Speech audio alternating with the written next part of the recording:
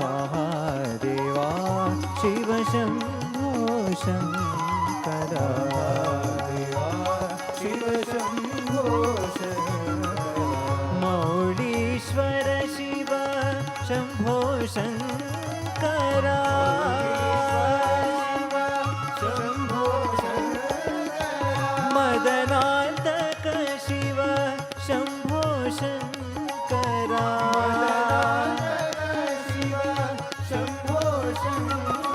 मृत्युञ्जया Shiv Shambho Shankara मृत्युञ्जया Shiv Shambho Shankara मृत्युञ्जया Shiv Shambho Shankara मृत्युञ्जया Shiv Shambho Shankara Mahadeva Shiv Shambho Shankara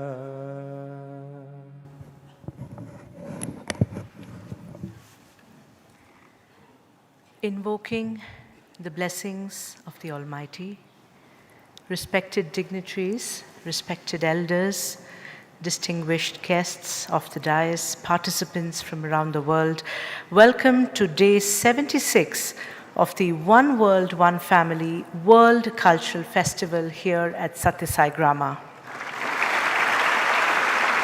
We take this opportunity to welcome our esteemed guests this evening, Shri V. Somanna, Honorable Union Minister of State for Railways and Jal Shakti. Dr. T.B. Jayachandra, Honorable Member of the Legislative Assembly, Karnataka.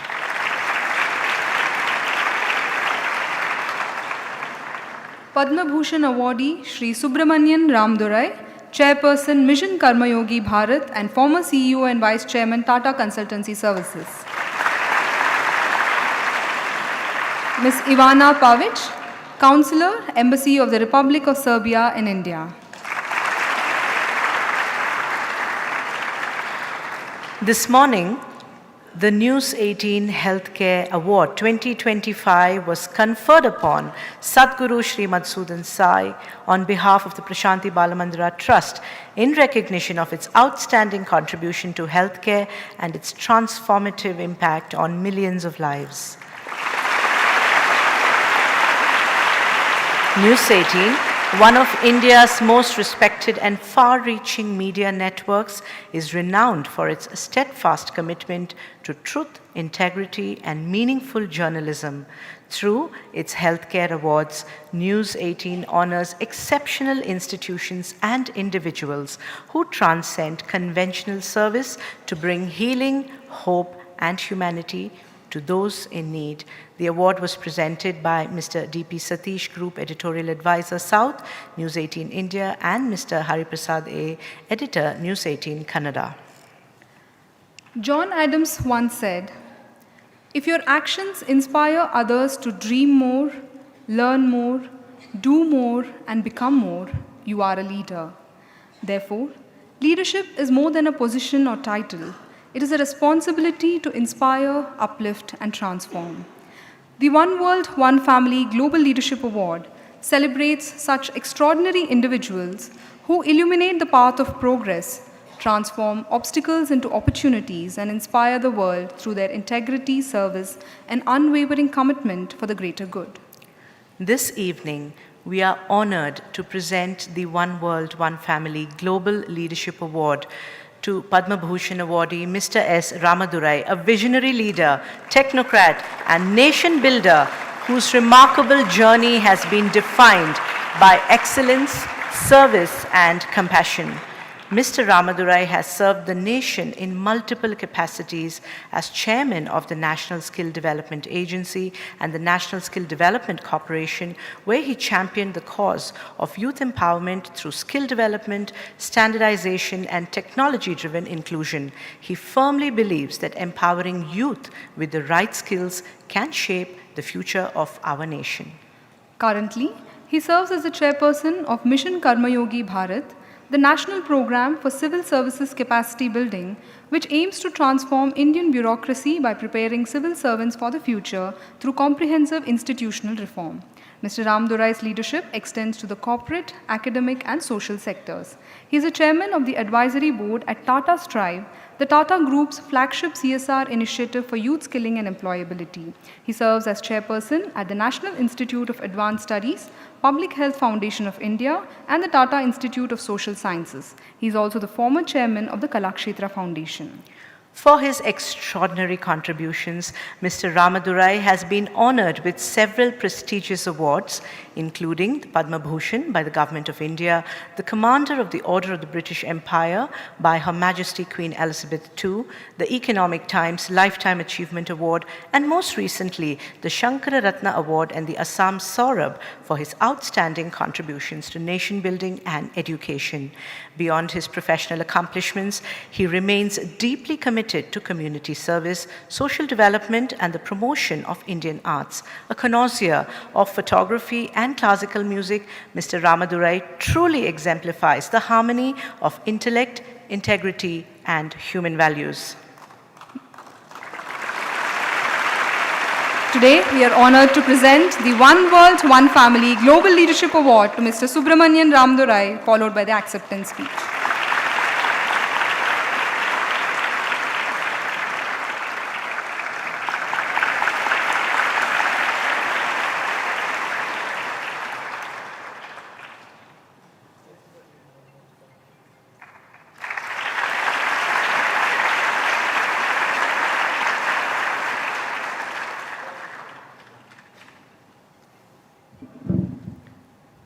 Mr. Ramdurai, along with his wife, Mrs. Mala Ramdurai, were here on 15th August for the inaugural session of the One World, One Family World Cultural Festival. And we're happy to inform you, sir, that we had the opportunity to honor 75 nations till date, with representatives and artists from all these countries coming and participating in this global festival.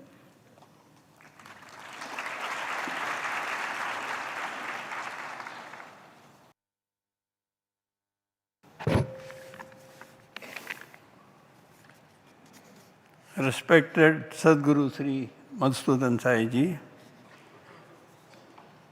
the Minister of State, and the other dignitaries on the dais, members of the Selection Committee for the One World, One Family Global Leadership Award, distinguished guests, dignitaries, and friends from around the world.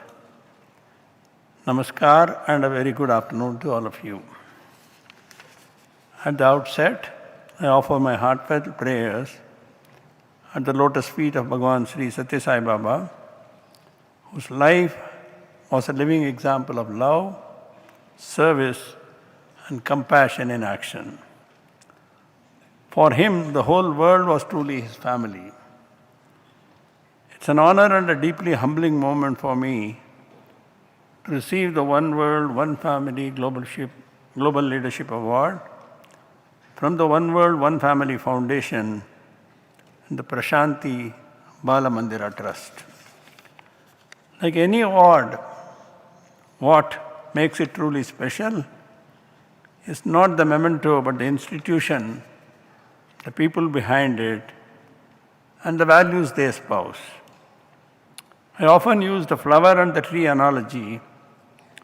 A flower might delight us for a day, but the tree gives shade and fruits for generations. My wife, Mala, and I witnessed some of this remarkable work during our visit, last visit here, at the inaugural of the 100-day World Cultural Festival on the 15th of August, and today we are on the 76th day. Through initiatives in nutrition, health, and education, millions of children are being nurtured every single day, which is an extraordinary example of compassion and a true reflection of the spirit of Vasudhaiva Kutumbakam. My heartfelt thanks and gratitude to Sri Sadguru Sri Madhusudan Sai-ji and the entire selection committee for this recognition. Having Mr. Sunil Gavaskar, whose cricketing brilliance he has given all of us in the nation countless moments of joy and pride, and whose quiet dignity continues to inspire generations, let the selection committee makes this honor even more special. I have known him at very close quarters. I had invited him to TCS to give a leadership talk way back, and he used to be next to our place in the Varlisi phase of Mumbai in the early 80s.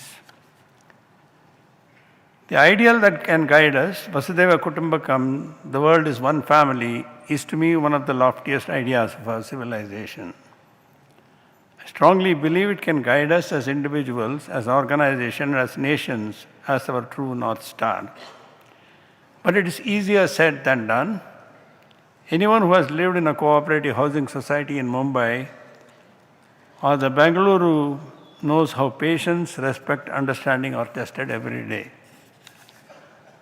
This is not true for only Bangalore, but every city as it is growing. We call them cooperative societies, but the cooperation does not always come easily. So when we speak of one world, one family, it begins right there in our homes, our neighborhoods, our workplaces, in how we listen, how we share, how we care for one another. At the national level, I am happy that the Government of India is bringing this ancient idea back to our collective consciousness, be it vaccine Maitri, when India supplied vaccines to countries that could not produce their own, even amid high domestic demand. Be it sharing our technology stack, what we call as a digital public infrastructure, along with the global south, helping nations leapfrog through digital infrastructure. Be it the first responder to natural disasters in the region, or ensuring food security for millions here at home while working on it globally. These are examples clearly of walking the talk, of putting values into action. That's what we need, more and more examples of doing what we say. Say-do ratio, as we call it in corporate, in TCS. What you say and what you do must be measured, and it should be absolutely a measure of promises made and kept and implemented on the ground. Business places one great demand on us to self-impose a framework of ethics, fairness and objectivity always. You can't bolt it on later, it has to live within you. For example, in the Tata Group, where I have spent over 5 decades, I always believed that what comes from the people must go back to the people many times over, as our founder had said. Just to give an example, among the many things the group does, there's a program called Tata Engage, which is basically a group-wide volunteering effort where thousands of employees, their family members, and even retirees volunteer their time and skills to support programs and not-for-profits working across areas like education, public health, and broader community development. When we are building TCS, we saw that it is possible to scale values such as trust, teamwork, and inclusivity across geographies and cultures. Diversity drives innovation, and that belief helped TCS grow from a few hundred colleagues to over 6 lakhs or 600,000 today. The real test of this idea begins not with the governments or corporations, but it begins with each of us. We often think somebody else will act, a government, an NGO, or someone better placed than us. But the real change begins when we take ownership of our choices. If I stop using a single-use plastic, repair before replacing, buy consciously, cut food waste, reduce my energy use, or simply choose to speak kindly, each step may seem very small, but it makes a big difference. Our everyday actions ripple out into the world. Take something as simple as a pair of cotton trousers. But 14 or 15 cotton plants, 5 months of growth, and nearly 7,000 liters of water for just one pair. The water footprint is invisible but very real. Every purchase carries a hidden cost in land, water, energy, and human effort, of course. Think also of our carbon footprint, from the electricity we use to the goods we buy or how we travel. As Nobel laureate Wangari Maathai, who devoted her life to the environment, once said, "It is the little things citizens do, that's what will make the difference. My little thing is planting trees." Each one of us has our little thing. The only question is, will we do it? We live in an age where technology allows us to connect and collaborate like never before. Artificial intelligence is one such technology which is hitting us at a speed unimaginable. We can form communities for good across cities, causes, and continents with just a few clicks. What we need is not more platform but more purpose. Technology must become a tool for compassion, cooperation, and justice, not just competition.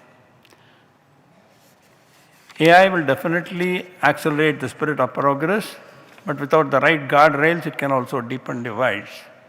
That's why we need global collaboration and a strong governance framework to ensure technology serves humanity, not the other way around.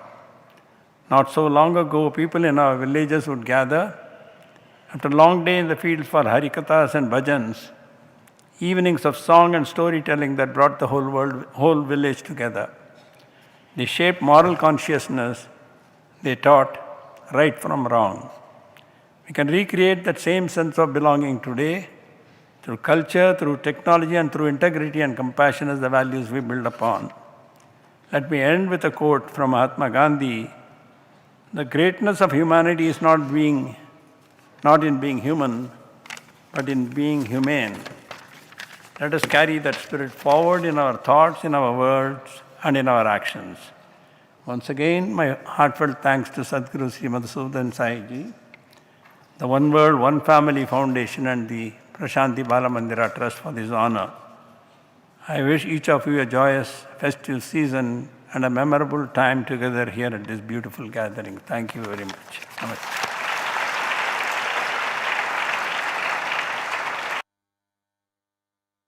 Thank you, Mr. Ramdurai, for graciously accepting the award and for your insightful and meaningful talk.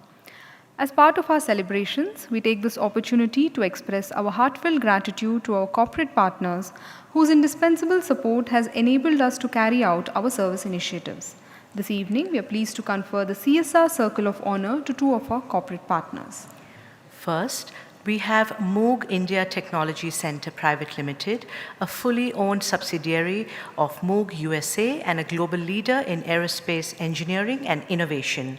Located in Bangalore, the center plays a strategic role in supporting Moog's commercial aircraft group by delivering high-value engineering and information technology services, including software and electronics design, mechanical analysis and qualification testing, enhancing Moog's global excellence in the aerospace sector. In the field of healthcare, Moog India has extended support by sponsoring mobile X-ray equipment to Sri Madhusudan Sai Institute of Medical Sciences and Research.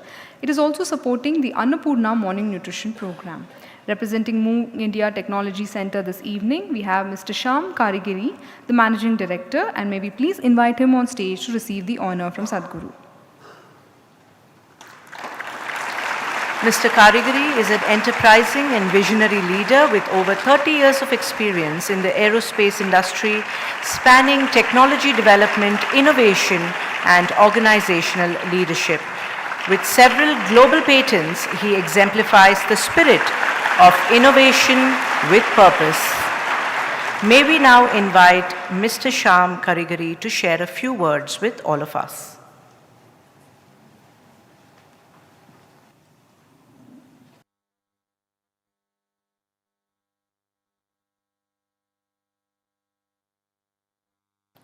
Pranam, Shri Madhusudan Sai, Sadguruji. My respects to the dignitaries on the stage, and namaste, namaskara to my brothers and sisters here. I accept this token of appreciation, Sadguruji, very graciously, with utter humility on behalf of my organization, Moog India Technology Center.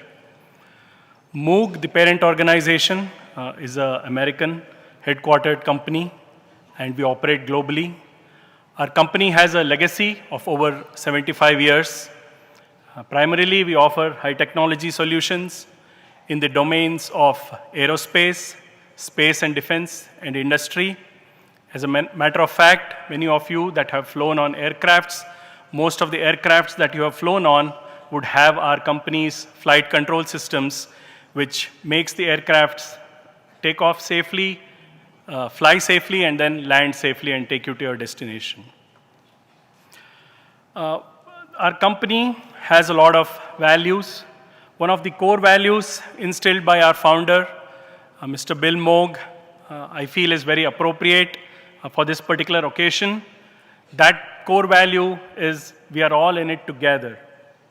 I think that resonates very well with the fact that Moog globally contributes back to the societies and the communities that we operate in.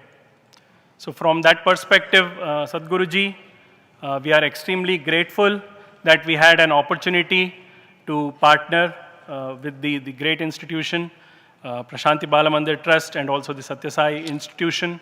And what you have created here under your guidance is truly amazing. The scale of what it does to the communities and how it is impacting the communities in terms of the medical care, health care, and education, and so on and so forth.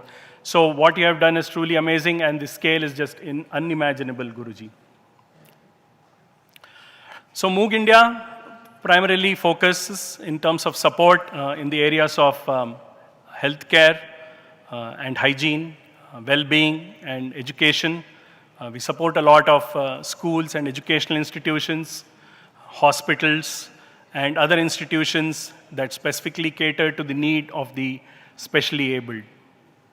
So this evening, once again, Pranam Sadhguruji for having provided us the opportunity to partner with yourself. And we are very grateful and fortunate for this association. And I'm sure we will certainly continue the support and association. Sarve janaha sukhino bhavantu, samasta sanmangalani bhavantu.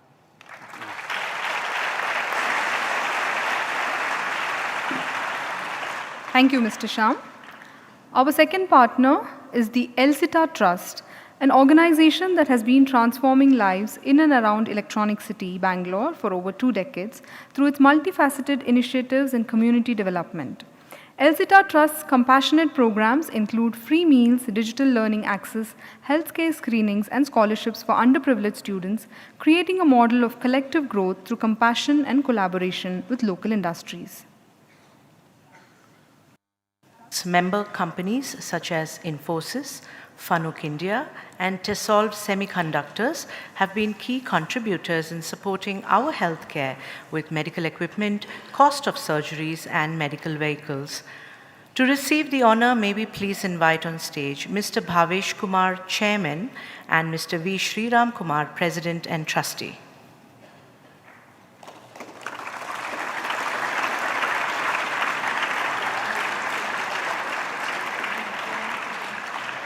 Mr. Bhavesh Kumar is a visionary leader whose dedicated service has shaped the growth and success of the Electronic City community. With over 30 years of experience in infrastructure and facilities management, he currently serves as the Associate Vice President and Senior Regional Head of Facilities at Infosys. Mr. V. Sriram Kumar, President of ELSITA and AGM at Fanuc India, brings with him 3 decades of professional experience, including 28 years at Fanuc India. We request Mr. Bhavesh Kumar.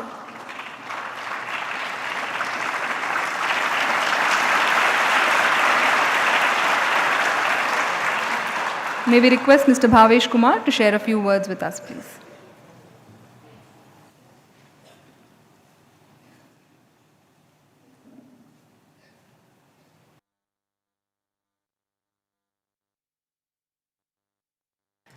Respected Sri Sadhguruji, friends across, and friends from Sathya Sai organization and LCA, Sadar Pranam.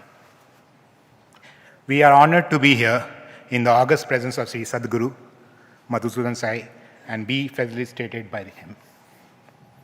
The unique project Sathya Sai Gram, an integrated campus established here, especially the hospital without cash counter, and the free medical education to deserving underprivileged kids is absolutely amazing. Realizing Sadhguru's vision of a global mission offering free nutrition, education, and healthcare entirely free of charge, active in 100 countries. LCR Trust with 20 years of existence, which I represent, shares an ideology with Sri Sadguruji of service to community with deeper purpose of inner transformation. I quote your principle, no service is done out of pity, no child is seen as lesser, and no beneficiary viewed as others. Vasudhaiva Kutumbakam, world is one family. A glimpse of about our interventions. We support around 7,000 plus kids studying in government 24 schools around Electronic City. In the past 20 plus years of our existence, we have enabled about 1 crore nutritious midday meals, provided scholarships to around 1,000 kids for higher education, regular health checkups.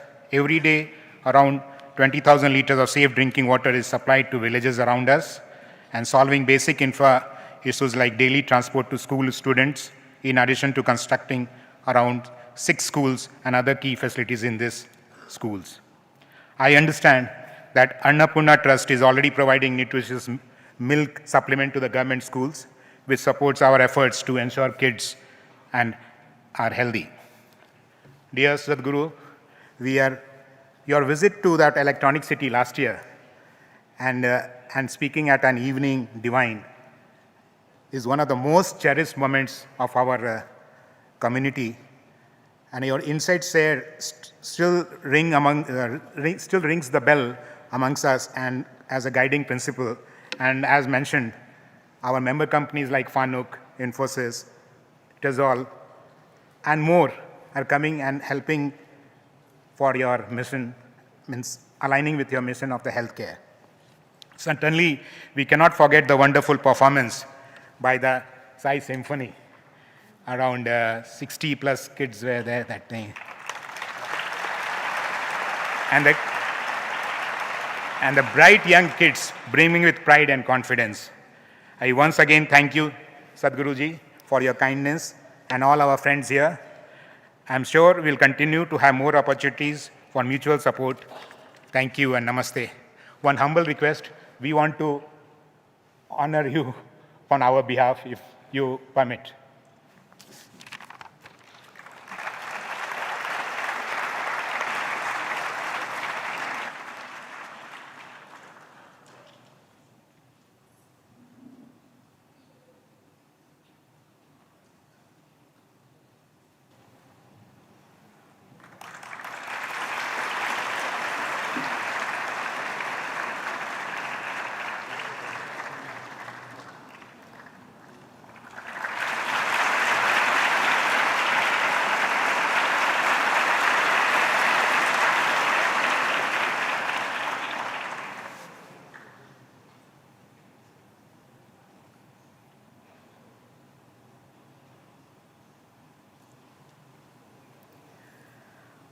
Over the last 75 days, Sadhguru has been blessing all of us with the profound teachings of the Ashtavakra Gita, and 16 chapters have been completed. This evening, we will have the launch of the 4th volume of Sadhguru's commentary on the Ashtavakra Gita. May we call upon Praveen Kumar TC, Executive and Kannada content writer and designer, along with Mrs. Usha Kota, Head of Publications, Sri Sathya Sai Premamrutham Prakashana, to present the book for release to Sadhguru.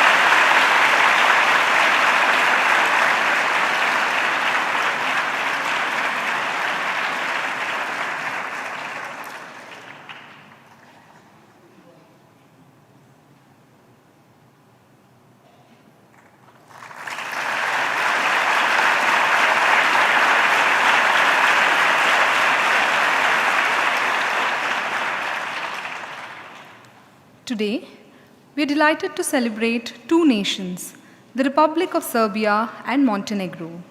Standing at the crossroads of the East and the West, Serbia beautifully blends Byzantine grace with Slavic warmth. From the vibrant city of Belgrade, one of Europe's oldest and most soulful capitals, to the timeless villages that echo with folk music and tradition, Serbia's charm lies in its living heritage and its people's warmth.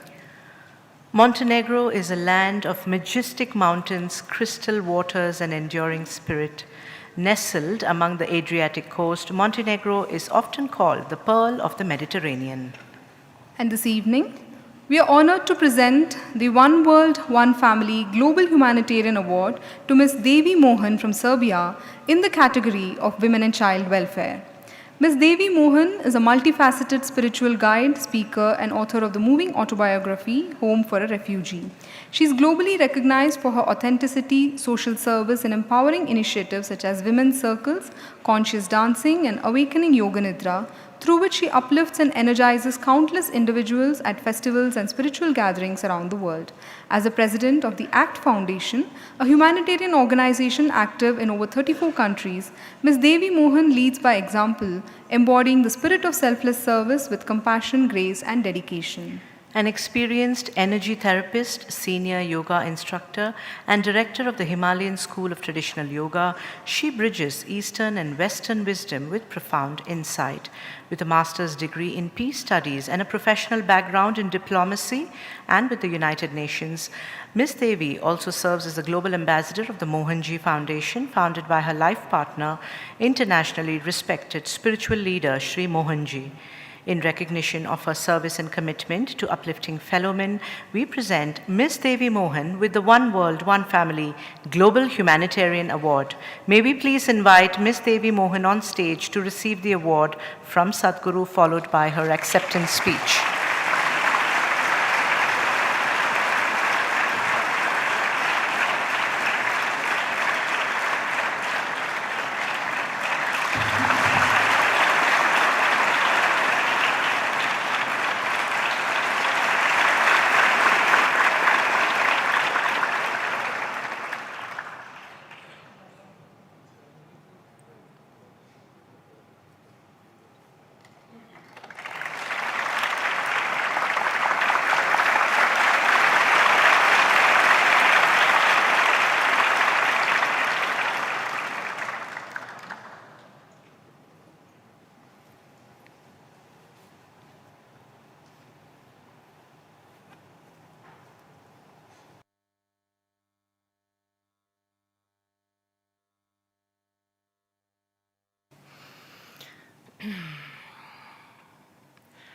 Om Shri Guru Bhyo Namaha Hari Om Shri Sainatha Paramastu. My humble pranams to the luminous presence of Sri Madhusudan Sai Swamiji, and eternal pranams to beloved Baba, whose blessings have been overflowing in my life. Enjoying the VIP accommodation here, I've been reminded of my first arrival to Puttaparthi back in 2006, when I was placed in a crammed room with another 10 women, with mosquitoes, with heat. So many of you probably would have experienced this ego-bashing leelas of Baba. So from there, 2 decades later, here I am, with countless blessings that I've received, many opportunities for ups and downs of life, deep insights on the path with Mohanji. And what I would like to point out is that undergoing all those experiences, one realizes what a blessing it is to be out of the comfort zone, to be taught through direct experience the importance of not being attached to the result, and to realize with the clarity of purpose. This is where the real blessings begin, and overall power of selflessness as a window to grace. And when the grace enters our life, its effects are multidimensional, unimaginable, and we always receive 1,000 times more than what we could ever imagine. So for me, the journey started with a sincere wish to serve. I come from former Yugoslavia. I was a refugee from Croatia, of Serbian ethnicity, and I had a lot of bitterness in my heart initially, a lot of humiliation that I experienced as a refugee, a lot of resistance to life, and I just couldn't digest what was happening to me. And I didn't think I was going to make it at that time. I was 14. And in those moments of dark nights of the soul and extreme suffering, I remember that prayer that I had. I said to myself, if I ever survive this, I'm going to be the one who will offer the food to the hungry, as I was hungry at that time. For like 3 months, I was continuously hungry and humiliated. And I said, if I survive this, I will be the one to serve, you know? And then later on, I was really blessed with some amazing scholarships, studies in Italy, in America. Then I got this fancy job in Dubai. I was earning a lot of money. I was going for scuba diving, salsa dancing, yoga teacher training. You know, I immersed myself into experience. And I kind of got immersed into Maya, you know. So it was the trip to Puttaparthi, 2006, when Baba lovingly reminded me of my promise to myself. And I was greatly inspired to see that extent of self-service, just like what I saw here. Yesterday, I held in my arms a child from Uganda that received a life-saving operation free of cost here at Muddenahalli. And you know, I see that same unimaginable extent of Baba's grace and the power of self-service. So what brought me to this path I'm on, Raja Yoga path with Mohanji, was my sincere desire to serve. And I wanted to serve within an organization that's not big, you know, that kind of has that hands-on effect, where you directly hand on the aid to the hands of the underprivileged. So that was back in January 2007. Baba connected Mohanji and I through a series of telepathic messages. So one would imagine that telepathic message comes in Padmasana or Ardha Padmasana in a puja room of somewhere, but it came in a toilet. So these are Baba's leelas, you know. Baba has this immense sense of humor, and I just really enjoy it. So you can hear this whole story on my YouTube series, My Journey with Mohanji, on my YouTube channel, Devi Mohan Official, if you're interested.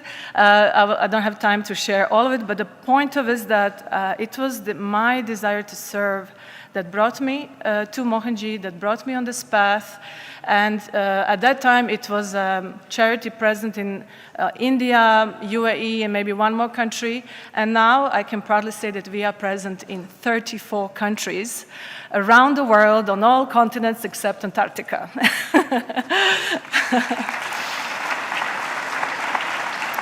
Thank you.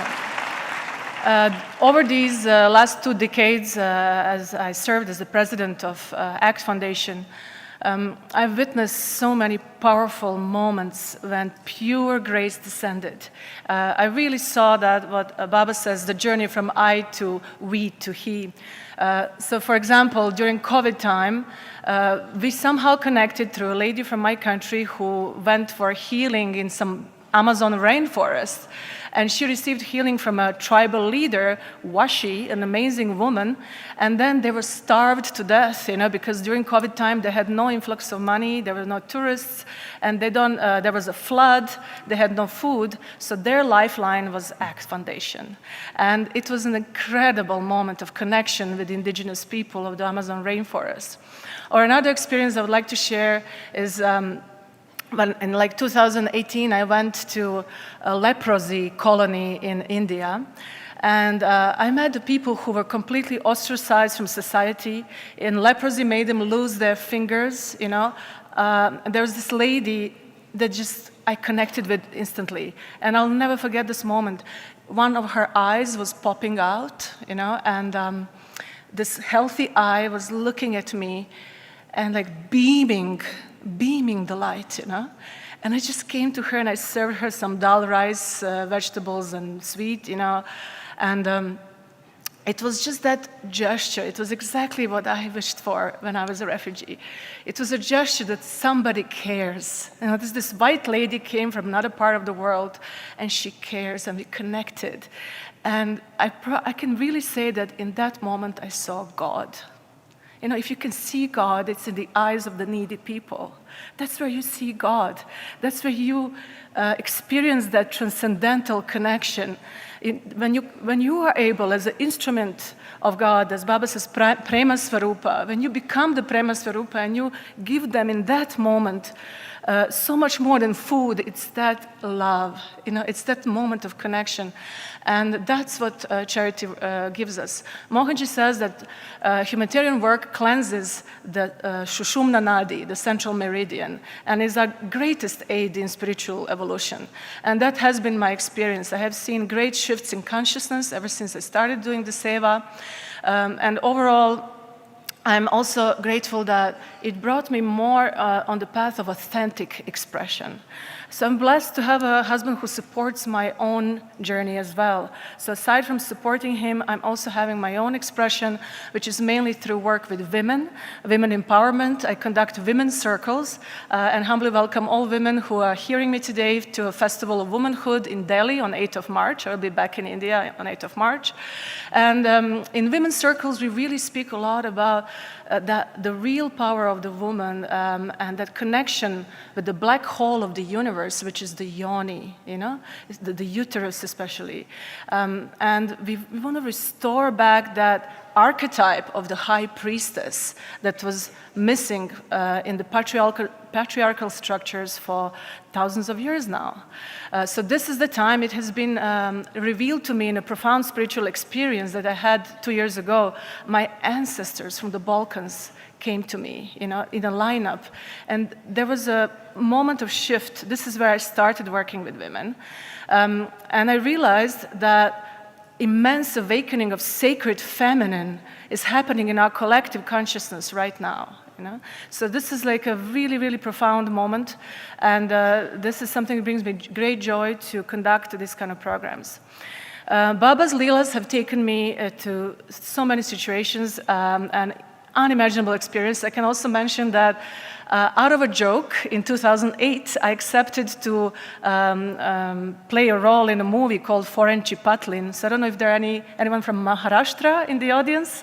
They'll probably recognize me as the leading actress, heroine of this village movie.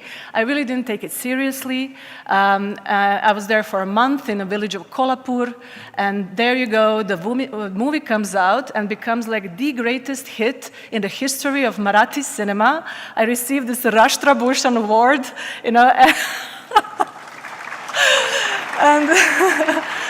and throughout the movie shooting, Baba revealed his presence and his blessings. I know that was his Leela. So this is just one of the examples of how, for me, the journey has been pure joy. I was always ready to receive the ego bashing whenever necessary, but more than anything, to surrender, to surrender fully and flow. So the surrender and flow is what really is the message. And as great masters always say everything in very few words: purity, unity, divinity. I really pray for unity in the Balkan region. I love my country and my people, and that goes for the entire former Yugoslavia. And I know, it's not a belief, it's an inner knowing that we have a profound connection. For thousands of years back, our history has been faked. We were not in the Balkans from the 6th century. We were there for thousands of years. Vedic knowledge in India was preserved through Shruti and Smriti. We have only Smriti. We have only like some verbal kind of knowledge that passed on through generation. But we have powerful excavation sites of the Vincha civilization of love. At Lepenski Vir, by Danube River, you have a skeleton of a yogi in Padmasana. It was not shown in our media, and I hereby want to highlight it. Through the living connection of Sanskrit language, which you can feel in our language and vice versa, all the people of former Yugoslavia really resonate with Vedic teachings, and I really feel deeply that the peace in the Balkans and in the world will come when Sanathana Dharma and Vedic teachings are celebrated and recognized in the hearts of people. Thank you.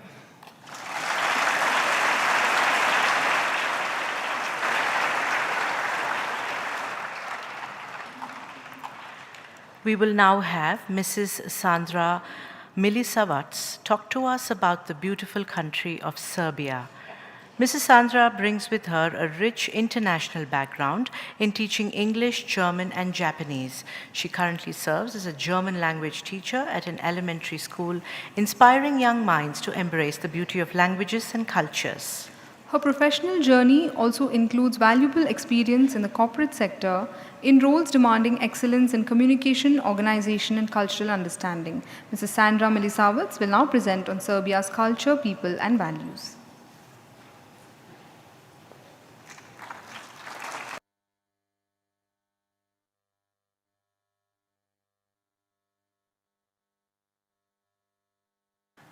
Good afternoon, everyone. Dearest Sadguru, Sri Madhusudan Sai, distinguished guests, dear students, it is such a joy and privilege to speak about the Republic of Serbia at the One World, One Family World Cultural Festival. Serbia lies in Southeast Europe at the heart of the Balkan Peninsula. It connects Central and Southern Europe, serving as a crossroad of cultures and ideas for centuries. Serbia has a population of around 6.6 million people. Its capital, Belgrade, is one of the oldest continuously inhabited cities in Europe, known for its lively spirit and rich history. Our national currency is the Serbian dinar. 1 Indian rupee is equal to about 1.3 Serbian dinars. Our official language is Serbian, written in both Cyrillic and Latin scripts, which reflects the country's blend of East and West. Belgrade Fortress, standing at the meeting point of the Danube and Sava rivers, has guarded the city for over 2,000 years and remains a symbol of Serbia's strength and history.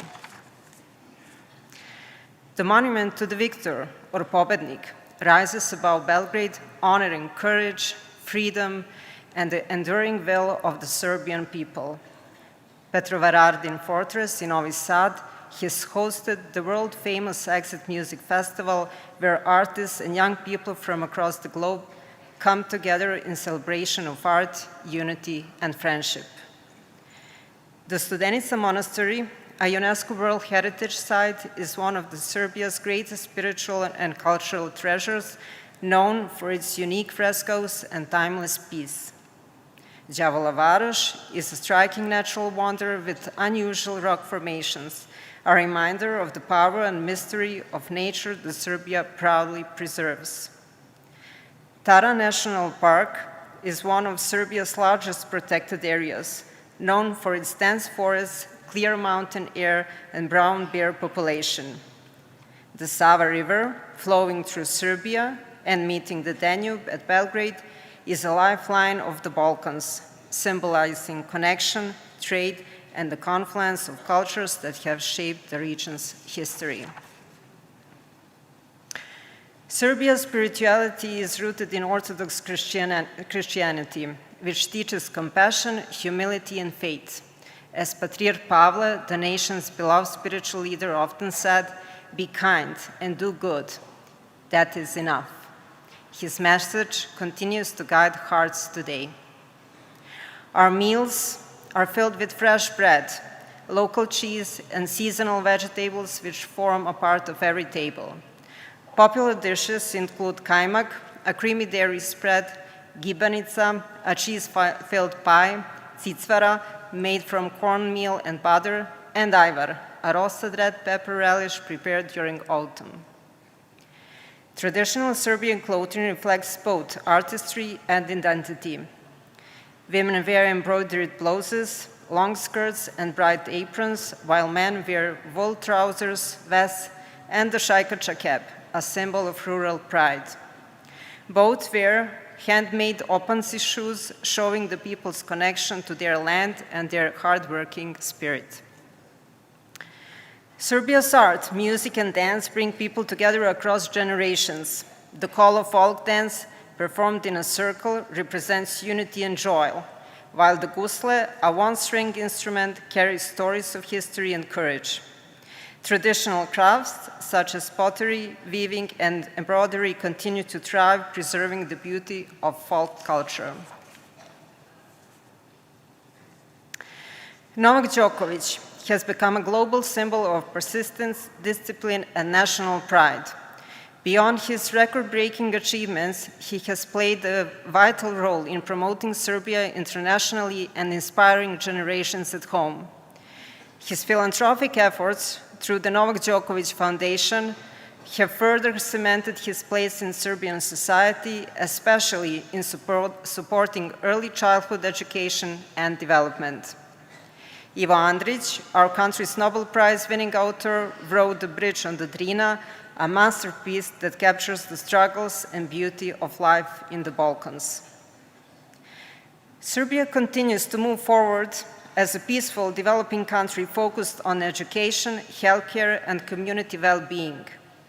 Free schooling and universal healthcare are key national priorities, while rural regions continue to work on improving access and opportunities. The government, together with community organizations, is working to strengthen nutrition, education, expand healthcare services, and support rural schools. Local programs help children, the elderly, and Roma families through food aid and community learning. Digital projects are improving education in remote areas, while vocational training helps young people build practical skills for employment. Across Serbia, love in action is best reflected in the work of the Red Cross, Caritas, and UNICEF, which deliver education, healthcare, and emergency relief to those most in need. Alongside these efforts, organizations such as Centre Zora and Vi, Association and Solidarity Kitchen Novi Sad prepare meals and provide social support to vulnerable families. Volunteers also extend help to children's homes in Srenčica, Umka, and Veternik, and to daycare centers for children with development challenges. Serbia is a nation where faith builds character and compassion strengthens unity, linking its rich heritage with modern acts of service. Its people remind the world that through kindness and cooperation, one world, one family is not just a vision, but a way of life. Hvala vam. Thank you very much.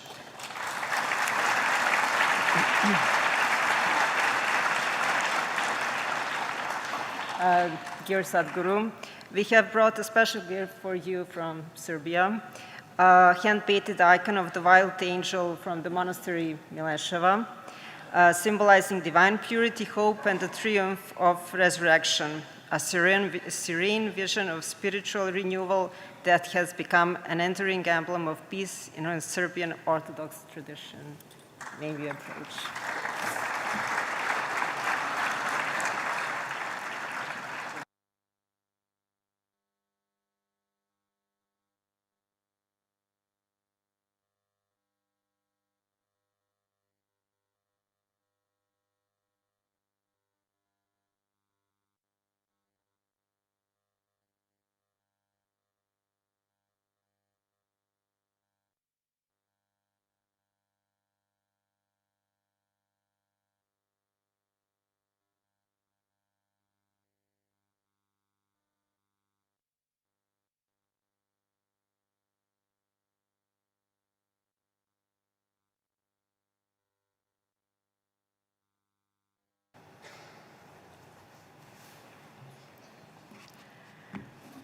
Next, we have Ms.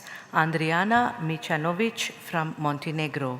She's a biologist and ecologist devoted to biodiversity conservation and environmental protection. She has led and supported numerous national and international projects focused on habitat preservation and sustainable development. Ms. Andrijana has contributed to ecological research and awareness across the Balkans. Her acclaimed book reflects a deep passion for protecting nature, inspiring harmony between people and the environment. She will present on the culture and traditions of Montenegro. Ms. Andrijana Micanovic, please.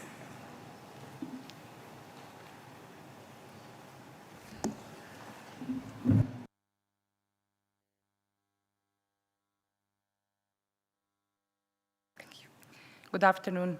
With gratitude to Sadguru Sai and all of you sisters and brothers, I have to say that I'm really honored to have opportunity to speak and give you short introduction about my beautiful country, Montenegro. At One World, One Family World Cultural Festival. Montenegro is small, but yet beautiful country with rich tradition and culture, where the mountains meet the sea and freedom lives in every heart.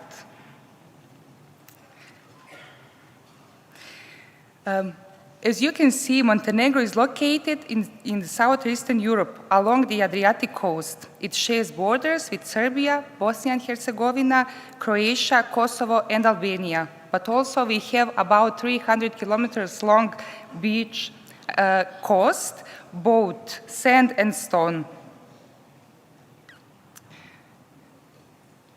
Montenegro has a population, as I already told you, it's a super small country. It has population about 602,000 people, and its surface is something less than 14 square kilometers. To give you an idea about its size, it's about 0.41% of Indian territory.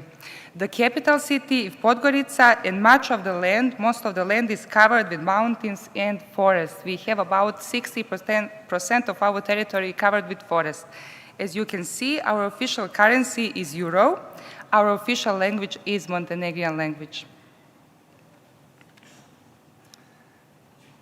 On this picture, you can see the most famous UNESCO World Heritage Site, which is Kotor Bay, known as a Pearl of Adriatic, with medieval walls and castles surrounded by mountains. It is also the biggest bay in the Adriatic.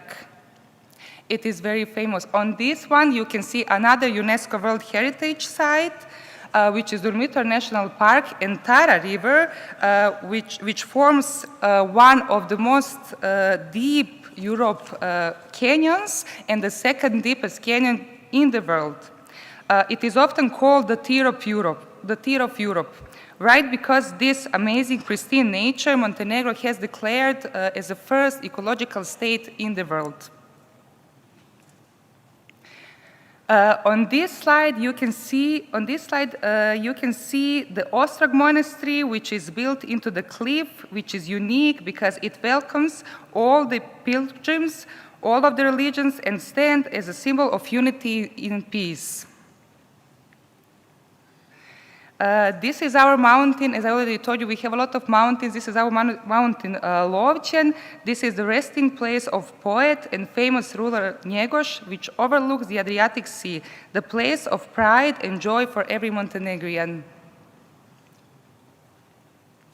When it comes to spirituality and philosophy, Montenegrins see nature as sacred, believing that every mountain symbolizes freedom and the sea symbolizes openness.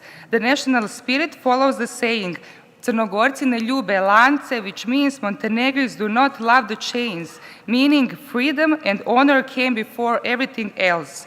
The idea of freedom has guided our history for centuries.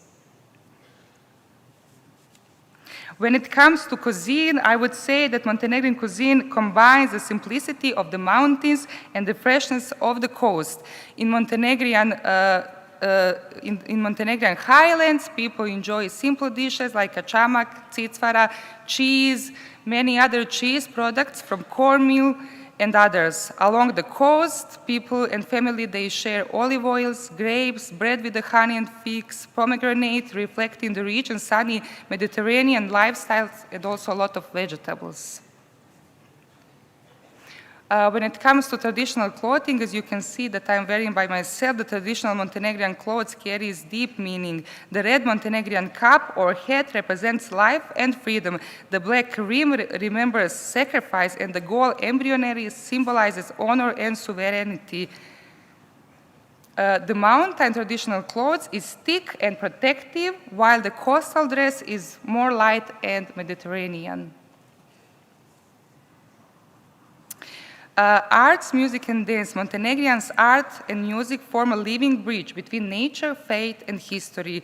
Gusle, a traditional string instrument, which you will hear later on, carries heroic songs of the north, while coastal regions are known for klapa, a cappella singing harmonizes, and also kolo, which is circle dance that symbolizes unity and pride. When it comes to notable personalities, there are many persons that should have been included in this slide, but these two are really persons that are deeply rooted in our tradition and our culture. The first one is Petar Petrovich Njegoš II. He was very famous philosopher, poet, and ruler, shaped Montenegrin's moral and cultural identity through his masterpiece, The Mountain Red, blending wisdom, faith, and patriotism. The second one is Marko Miljanov, a famous soldier, but also a writer, embodied the ideals of čojstvo I junaštvo, which means čojstvo is a knighthood and junaštvo is bravery and stoicism, which is deeply rooted in our spirit and way of living. Current situation, as you can see on this slide, so Montenegro continues to advance in education, healthcare, and social protection, while literacy and schooling remain strong. Rural regions are, of course, still, they need better access to healthcare and digital tools.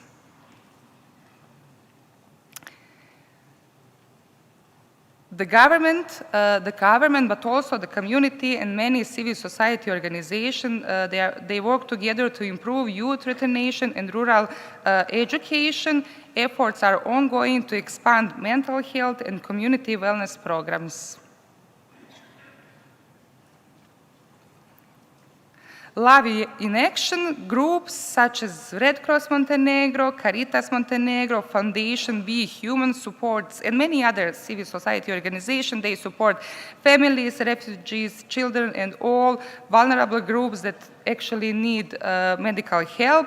Volunteers and youth networks help throughout food banks, mental health projects and programs, and public kitchens as well. Our message: Montenegro may be small on the map, but its heart is vast and full of courage. Its people live by honor, dignity, and kindness, proving that true freedom is found in service to others. And at the end, I will conclude this speech with one very famous Montenegrin saying, "Sve vam cvjetalo," which means, "May everything flourish to you." Hvala and thank you.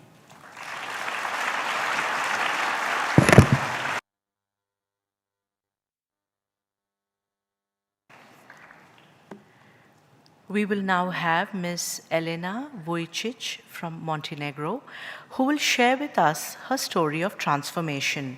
Ms. Elena is an artist from the Faculty of Music in Belgrade. With over 13 years of experience working with children in public institutions, she uses music as a medium to nurture creativity and expression. She has performed widely across the Balkans and internationally, including Italy, Austria, Azerbaijan, and Switzerland.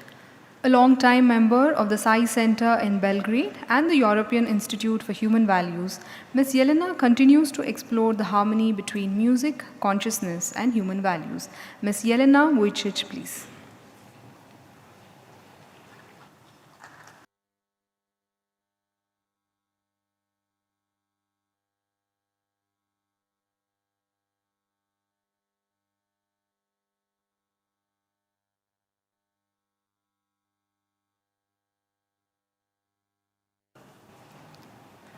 It is my honor to speak before Sadguru and to be here with all of you, dear friends. Those present tonight and those joining us live from around the world at this One World, One Family World Cultural Festival. My transformative journey began in my teenage years. I come from a small town in Montenegro, surrounded by mountains where life is simple. It is a beautiful place, but growing up there was not always easy. People rarely spoke about their inner world. Feelings were often hidden behind silence. From an early age, there was a quiet sensitivity, a longing to understand life more deeply. Why are we here? What is the purpose of all this? Why do people hurt one another when love feels so natural? I began searching for answers in books, in conversation with others, and in the writings of philosophers.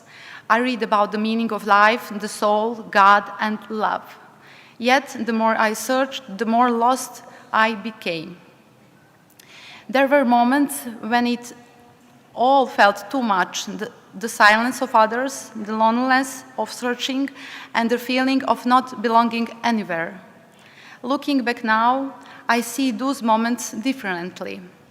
They were preparing me and shaping me quietly, teaching me to listen to my own soul. Then something beautiful happened. Through a dear friend and my spiritual mother, I was gently guided towards a deep understanding that did not come from books or logic, but from the heart. It felt as if life itself had whispered, "You are ready now." Those questions shaped my personality. They did not demand immediate answers, but over the years they slowly led me to what I now call my inner transformation.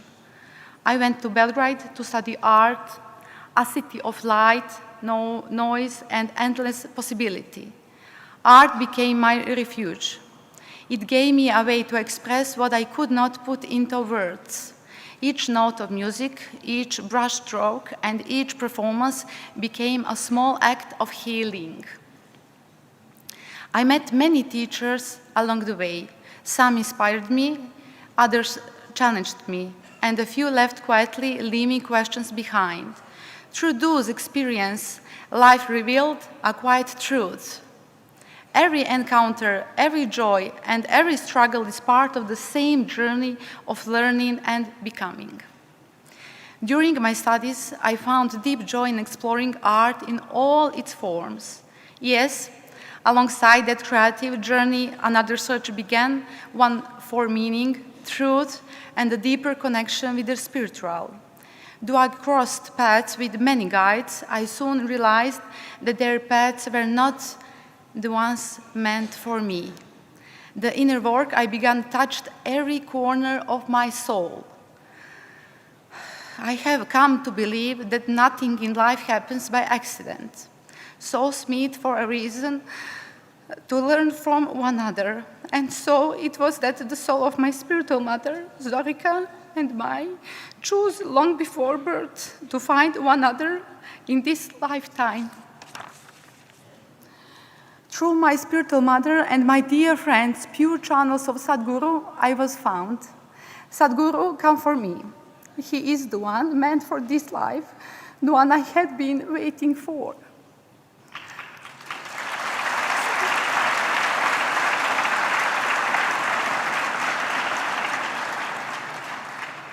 A completely new world opened before me, one I had never imagined. My old knowledge and my understanding of everything were shaken to their core. I began to question everything, my beliefs, my habits, my desire, and my needs. I began again from the beginning.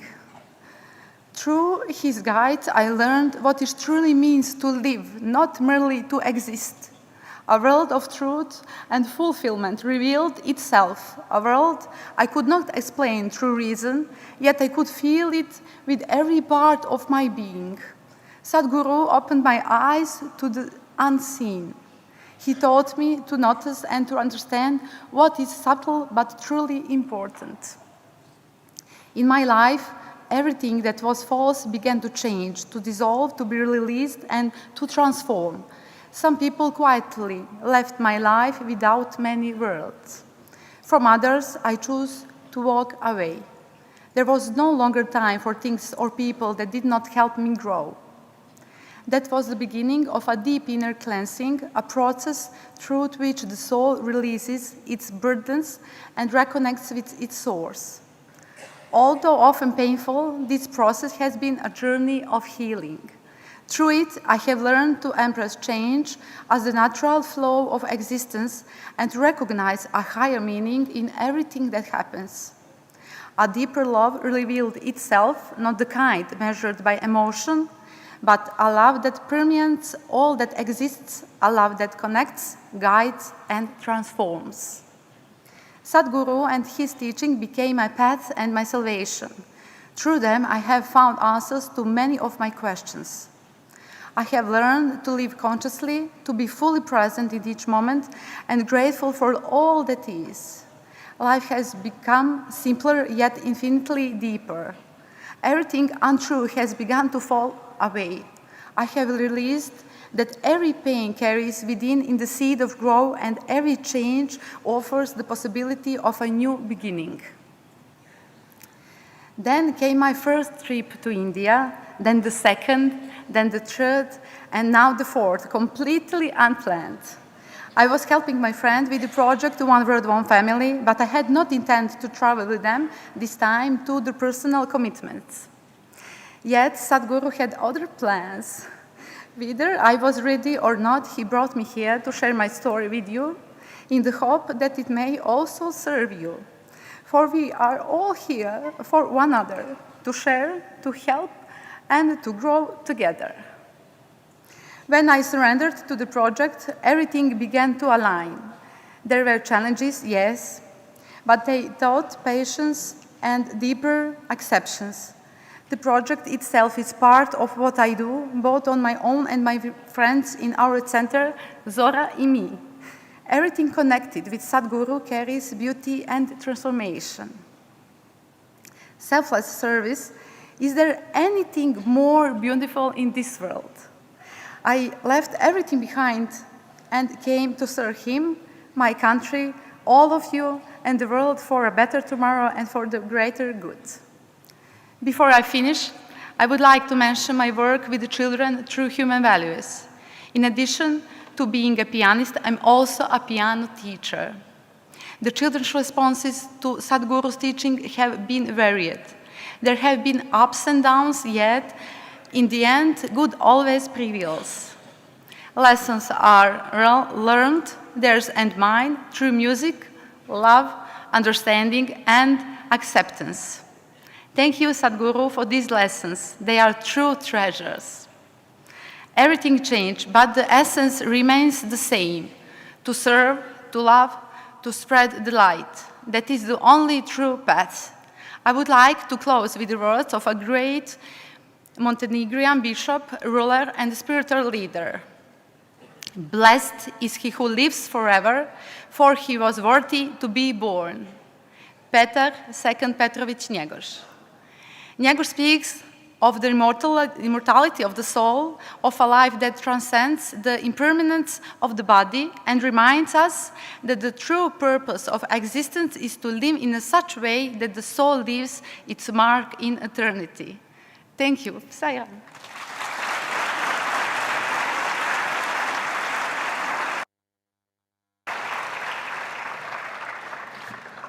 We now request our esteemed guests to address us. First, may we kindly invite Shri V. Somanaji, Union Minister of State for the Ministry of Railways and the Ministry of Jal Shakti in the Government of India, to address all of us. Elected as a Member of Parliament from Tumkur in the year 2024 at the Lok Sabha elections, he continues to contribute actively to national development through his dedicated public service and leadership. Shri V. Somanaji.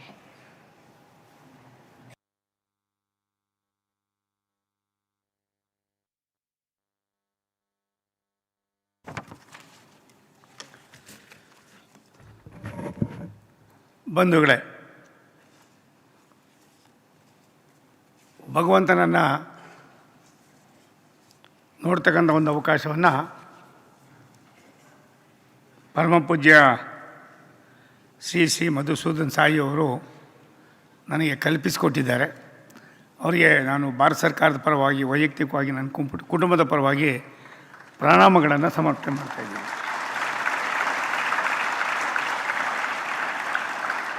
ಈ ಕಾರ್ಯಕ್ರಮದಲ್ಲಿ ಭಾಗಿಗಳಾಗಿರುವ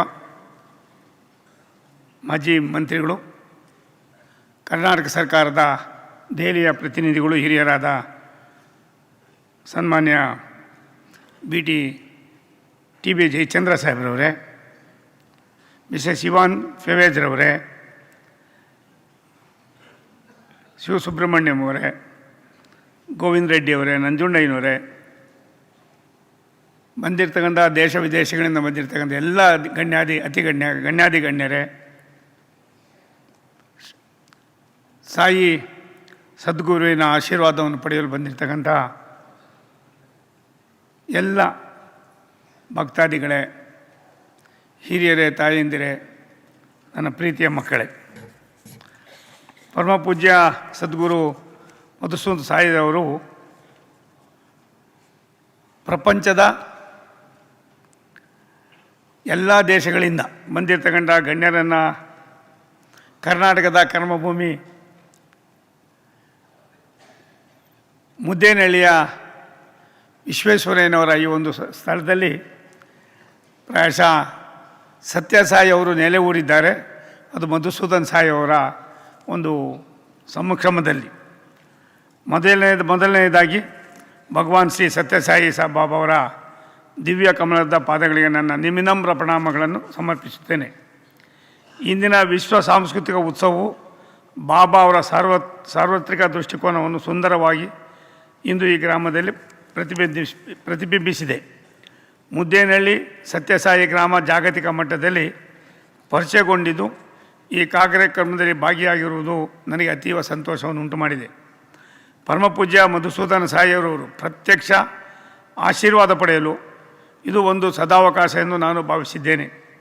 ಶುದ್ಧ ಪ್ರೀತಿ ಅಪರಿಮಿತ ಕರುಣೆಯನ್ನು ಸಾಕಾರಗೊಳಿಸಿದ ಭಗವಾನ್ ಶ್ರೀ ಸತ್ಯಸಾಯಿ ಬಾಬಾರವರ ಕೃಪಾ ಕಟಾಕ್ಷ ಮುದ್ದೇನಹಳ್ಳಿಯ ಸತ್ಯಸಾಯಿ ಗ್ರಾಮದಲ್ಲಿ ನೆಲೆ ಇರುವುದೆಂದಕ್ಕೆ ಇದೊಂದು ದೊಡ್ಡ ಸಾಕ್ಷಿಯಾಗಿದೆ. ಸದ್ಗುರು ರವರ ಆಶೀರ್ವಾದ 100ಕ್ಕೂ ಹೆಚ್ಚು ರಾಷ್ಟ್ರಗಳ ಪ್ರತಿನಿಧಿಗಳನ್ನು ಇಲ್ಲಿ ಒಂದುಗೂಡಿಸಿದೆ. ಪ್ರತಿಯೊಬ್ಬರೂ ತಮ್ಮ ವಿಶಿಷ್ಟ ಸಾಂಸ್ಕೃತಿಕ ಶಾಸ್ತ್ರ ಮತ್ತು ಆಧ್ಯಾತ್ಮಿಕ ಸಂಪ್ರದಾಯಗಳನ್ನು ಹಂಚಿಕೊಳ್ಳುತ್ತಿದ್ದಾರೆ. ಭಗವಾನ್ ತಮ್ಮ ಜೀವನದ ಉದ್ದಕ್ಕೂ ಕಲಿಸಿದ ಪ್ರೀತಿ ಮತ್ತು ಸೇವೆಯ ಫಲವಾಗಿ ಶ್ರೀಸಾಮಾನ್ಯರು ಇಲ್ಲಿ ಒಂದಾಗಿದ್ದಾರೆ. ಭಗವಾನ್ ಶ್ರೀ ಸತ್ಯಸಾಯಿ ಬಾಬಾ ಅವರ ಆಧ್ಯಾತ್ಮಿಕತೆಯನ್ನು ಸೇವೆಯಾಗಿ ಪರಿವರ್ತಿಸುವ ಮೂಲಕ ಅಸಂಖ್ಯಾತ ಜೀವಗಳನ್ನು ಪರಿವರ್ತಿಸಿದ್ದಾರೆ. ಭಗವಾನ್ ಶ್ರೀ ಸತ್ಯಸಾಯಿ ಬಾಬಾ ಅವರ ಶಿಕ್ಷಣ, ಆರೋಗ್ಯ, ರಕ್ಷಣೆ ಮತ್ತು ಕುಡಿಯುವ ನೀರಿನ ಕ್ಷೇತ್ರದಲ್ಲಿ ತಮ್ಮ ಪರಿಕಲ್ಪನೆಯ ಮೂಲಕ ಮಾನವೀಯ ಗುಣಗಳ ನಿಸ್ವಾರ್ಥ ಸೇವೆಯಲ್ಲಿ ದೈವತ್ವವು ತನ್ನ ಅತ್ಯುನ್ನತ ಅಭಿವ್ಯಕ್ತಿಯನ್ನು ಕಂಡುಕೊಳ್ಳುತ್ತದೆ ಎಂಬುದಕ್ಕೆ ಸಾಬೀತುಪಡಿಸುವುದು ಈ ಜಗತ್ತಿಗೆ ತೋರಿಸಿಕೊಟ್ಟಿದ್ದಾರೆ. ಈ ಒಂದು ಕಾರಣಕ್ಕಾಗಿ ಮುದ್ದೇನಹಳ್ಳಿ ಸತ್ಯಸಾಯಿ ಗ್ರಾಮದ ಪ್ರಧಾನಿ ನರೇಂದ್ರ ಮೋದಿಯವರು ವಸುದೈವ ಕುಟುಂಬಕಂ ಎಂಬ ಚಿಂತನೆಗೆ ಪ್ರೇರಣೆಯಾಗಿದೆ.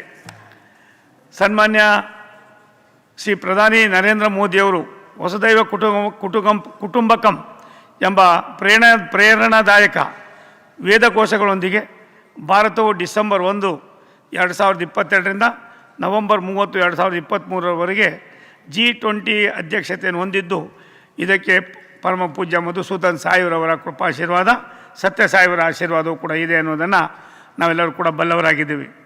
ಒಂದು ಭೂಮಿ, ಒಂದು ಕುಟುಂಬ, ಒಂದು ಭವಿಷ್ಯ, ಇದು ಪ್ರಧಾನಿ ನರೇಂದ್ರ ಮೋದಿಯವರ ಚಿಂತನೆ ಮತ್ತು ಧ್ಯೇಯವಾಕ್ಯವಾಗಿದೆ. ಭಾರತ ವಿಶ್ವಗುರುವಾಗಬೇಕು, ವಿಶ್ವದಲ್ಲಿ ಶಾಂತಿ ನೆಲೆಸಬೇಕು, ಈ ದೇಶದ ಸಂಸ್ಕೃತಿ ಉಳಿಯಬೇಕು, ಇದು ಮೋದಿಜಿಯವರ ಹಂಬಲ. ಹಾಗಾಗಿ ನಾನು ಪರಮ ಪೂಜ್ಯ ಮಧುಸೂದನ್ ಸಾಯಿಯವರು ಚಿಕಾಗೋ ನಗರದಲ್ಲಿ ಸ್ವಾಮಿ ವಿವೇಕಾನಂದರು ಭಾರತವನ್ನು ಉದ್ದೇಶಿಸಿ ಮಾತನಾಡ್ತಕ್ಕಂಥ ಸಂದರ್ಭವನ್ನು ಜ್ಞಾಪಕಕ್ಕೆ ತರ್ತಾ ಈ ಒಂದು ದೊಡ್ಡ ಕಾರ್ಯಕ್ರಮ ಕೇವಲ 20 ವರ್ಷಗಳಲ್ಲಿ ವಿಶ್ವದ ಭೂಪಟದಲ್ಲಿ ಮುದ್ದೇನಹಳ್ಳಿಯ ಸತ್ಯಸಾಯಿ ಆಶ್ರಮ ಮಧುಸೂದನ್ ಸಾಯಿರವರು ಪ್ರಾಯಶಃ ಸತ್ಯಸಾಯಿಯವರ ಮತ್ತೊಂದು ಅವತಾರವಾಗಿ ನಮ್ಮೆಲ್ಲರಿಗೂ ಕೂಡ ಆಶೀರ್ವಾದವನ್ನು ಮಾಡ್ತಾ ಇದ್ದಾರೆ. ಅವರ ಕೃಪಾಶೀರ್ವಾದ ಸದಾ ನಮ್ಮ ಮೇಲೆ, ದೇಶದ ಮೇಲೆ, ದೇಶದ ನಮ್ಮೆಲ್ಲರ ನೆಚ್ಚಿನ ಪ್ರಧಾನಮಂತ್ರಿ ನರೇಂದ್ರ ಮೋದಿಯವರಿಗೆ ತಮ್ಮ ಆಶೀರ್ವಾದ ದೇಶದ ವ್ಯವಸ್ಥೆಯಲ್ಲಿ ಅಖಂಡತೆ ಮತ್ತು ಐಕ್ಯತೆ ಮತ್ತು ಅಖಂಡತೆಯಲ್ಲಿ ಪ್ರಾಯಶಃ ನಿಮ್ಮ ದೂರದೃಷ್ಟಿಯ ಚಿಂತನೆ, ಭವಿಷ್ಯ ಭಾರತಕ್ಕೆ ಭವಿಷ್ಯ ಇದೆ ಅನ್ನೋದಕ್ಕೆ ತಮ್ಮ ಕೊಡುಗೆಯನ್ನು ಕೂಡ ನಾನು ಈ ಸಂದರ್ಭದಲ್ಲಿ ಸ್ಮರಣೆ ಮಾಡ್ತಾ, ತಮ್ಮಲ್ಲಿಗೆ ಮತ್ತೊಮ್ಮೆ ನಾನು ತಮ್ಮ ಪಾದಕಮಲಗಳಿಗೆ ನನ್ನ ಸಾಷ್ಟಾಂಗ ನಮನಗಳನ್ನು ಸಲ್ಲಿಸಿ, ಮಧುಸೂದನ್ ಸಾಯಿರವರನ್ನು ನಾನು ಮೊದಲನೇ ಬಾರಿಗೆ ನೋಡಿದ್ದೇನೆ, ಅವ್ರ ಕೃಪಾಶೀರ್ವಾದವನ್ನು ಪಡೆದಿದ್ದೇನೆ. ದೇಶದ ಸಂಸ್ಕಾರ, ದೇಶ ನಡೆದು ಬಂದ ದಾರಿ, ವಿಶ್ವದ ಭೂಪಟದಲ್ಲಿ ಒಂದು ಕುಟುಂಬ ಒಂದು ದೇಶ ಅನ್ನುವುದನ್ನು ವಿಶ್ವಕ್ಕೆ ಪರಿಚಯ ಮಾಡ್ತಾ ಇರ್ತಕ್ಕಂಥ ಈ ಒಂದು ಸಂಸ್ಥೆಯ ದೈವ ಸಂಭೂತರಾದ ಮಧುಸೂದನ್ ಸಾಯಿರವರಿಗೆ ಮತ್ತೊಮ್ಮೆ ನನ್ನ ಪ್ರಣಾಮಗಳನ್ನು ಸಮರ್ಪಣೆ ಮಾಡಿ ನನ್ನ ಮಾತನ್ನು ಮುಗಿಸ್ತೀನಿ. ನಮಸ್ಕಾರ.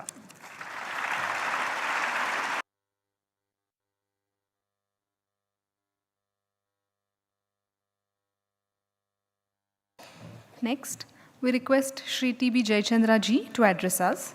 As a former Minister for Law and Parliamentary Affairs, Government of Karnataka, Jayachandra ji was instrumental in passing the bill for the establishment of Sri Sathya Sai University for Human Excellence, and we will always remain grateful to him. He currently serves as a special representative of Karnataka at the Lok Sabha, New Delhi.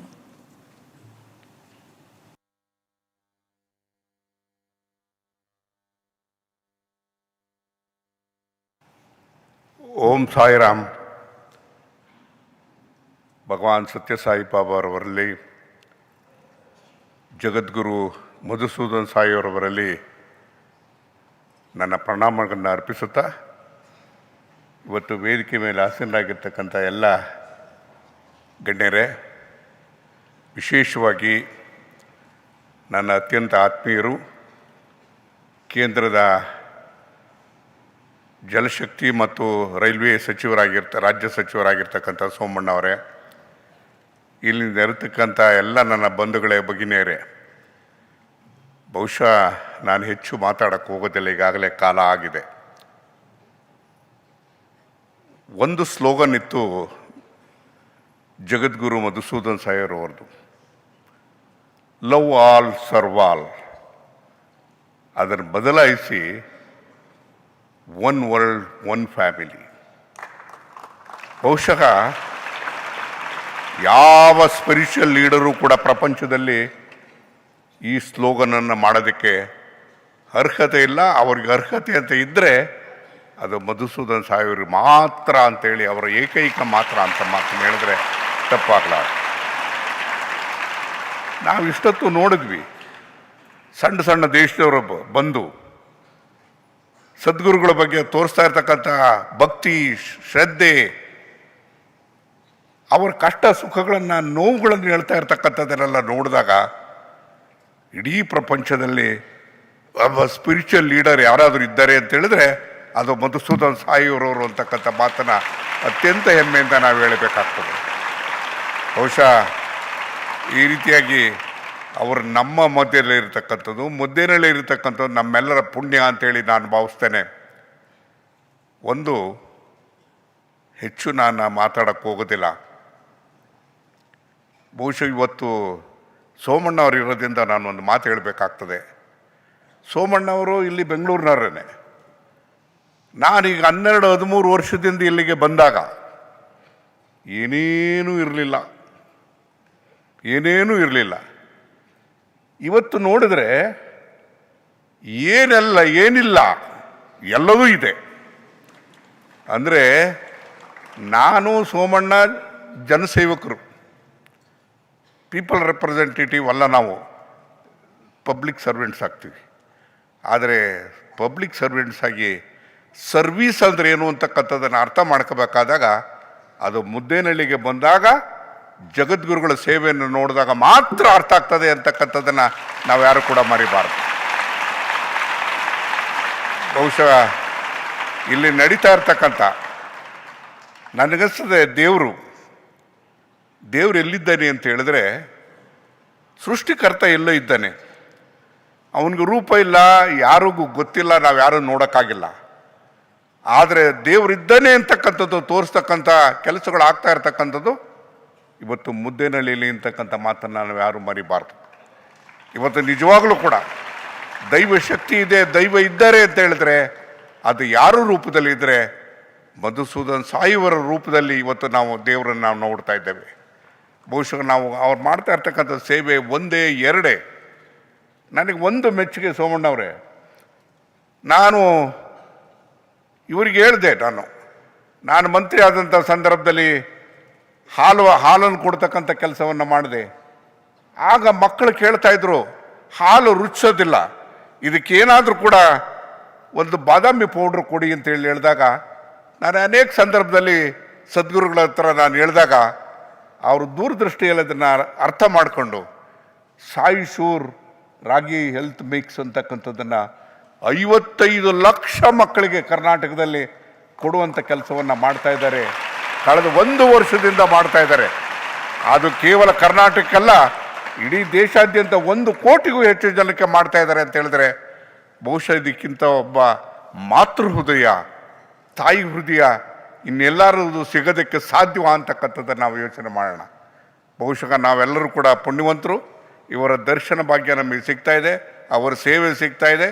ನಾವೆಲ್ಲರೂ ಕೂಡ ಅವ್ರ ಜೊತೆಯಲ್ಲಿರೋಣ, ಅವ್ರ ಜೊತೆಯಲ್ಲಿ ಸಾಗುವಂಥ ಕೆಲಸವನ್ನು ಮಾಡೋಣ ಅಂತಕ್ಕಂಥ ಮಾತನ್ನು ಹೇಳಿ, ಇವತ್ತು ಇಡೀ ಪ್ರಪಂಚದ ಮಟ್ಟದಲ್ಲಿ ಎಲ್ಲೋ ಒಂದು ಕಡೆಗೆ ನರೇಂದ್ರ ಮೋದಿಯವರ ಗಮನಕ್ಕೆ ಇದು ಗೊತ್ತಿರ್ತಕ್ಕಂಥದ್ದು.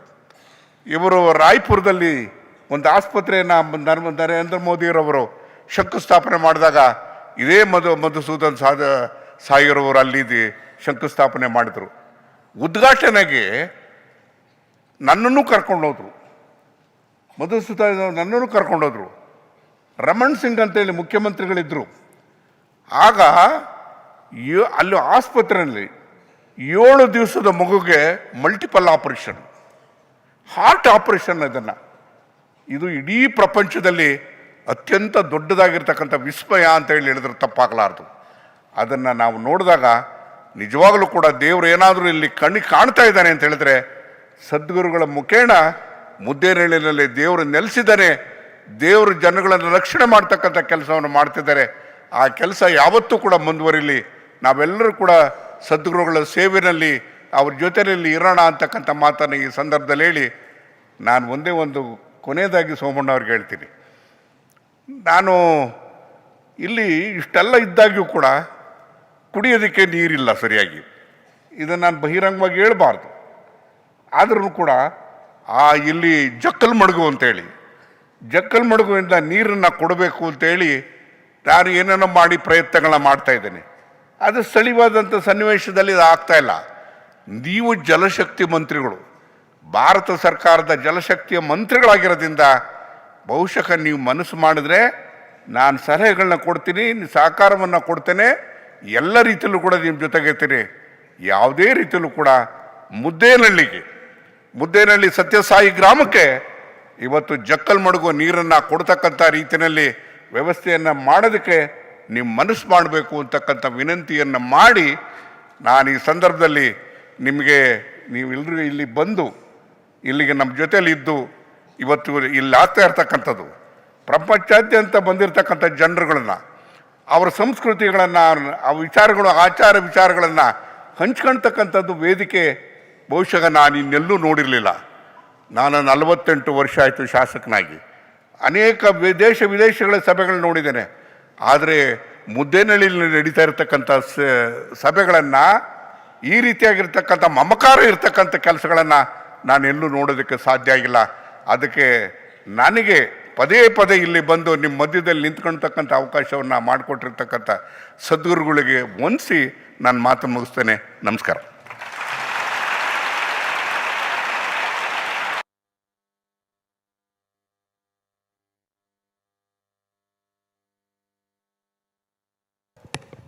Thank you, sir. We extend our heartfelt gratitude to our esteemed guests for gracing this occasion with their presence and for addressing us this evening. We would now like to present a token of our love and gratitude to all of you, sir. First, to Shri V. Somana ji. Thank you, sir. Thank you for coming.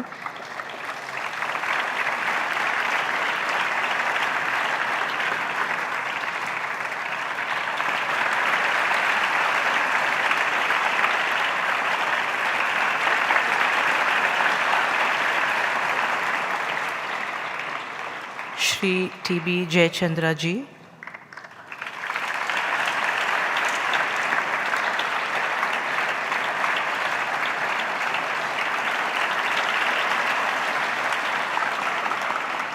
Miss Ivana Pavich.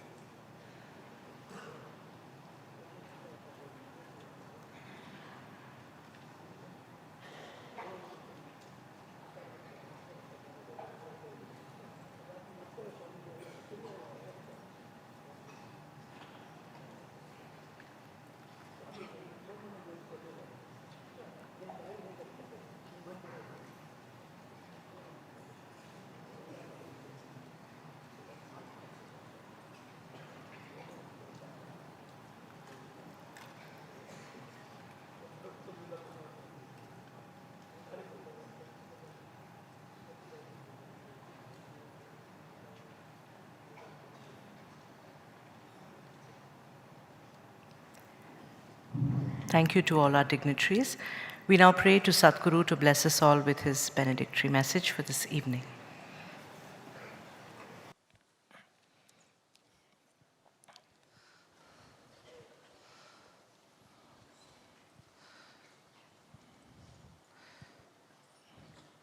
Sri Krishna says, or Bhagavan says, Naham vasami vaikunthe yoginam hrudaye nacha madbhakta yatra gayanti tatra tishtami narada.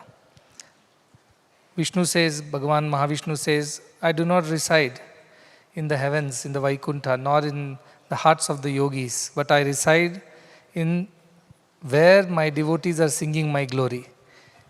I have modified it a little bit, saying madbhakta yatra sevate tatta tishtami narada. Wherever my devotees are helping others, serving others, that is where I install myself. Not by singing glory, but by serving, that you attain divine. Today, here there are many people who serve humanity in various capacities. And on the stage, I am very honored to have two of the sons of the soil from Karnataka, from Tumkur, who have gone on to do so much good to the state and the country. Our chief guest, Shri V.D. Somanna ji avare, ಅವರು Jayachandra G ಅವರಿಗೆ ತುಂಬ ಆತ್ಮೀಯರಾದಂಥವ್ರಂತ ನನಗೆ ಹೇಳಿದ್ರು, ಅವರ ಸನ್ಮಿತ್ರರಂತ. ಜಯಚಂದ್ರ ನಮಗೆ ತುಂಬ ಆತ್ಮೀಯರಾದಂಥವ್ರು, ಅದಕ್ಕೆ ಇವತ್ತು ಸೋಮನ್ ಅವರು ಕೂಡ ನಮಗೆ ಆತ್ಮೀಯರಾಗಿದ್ದಾರೆ.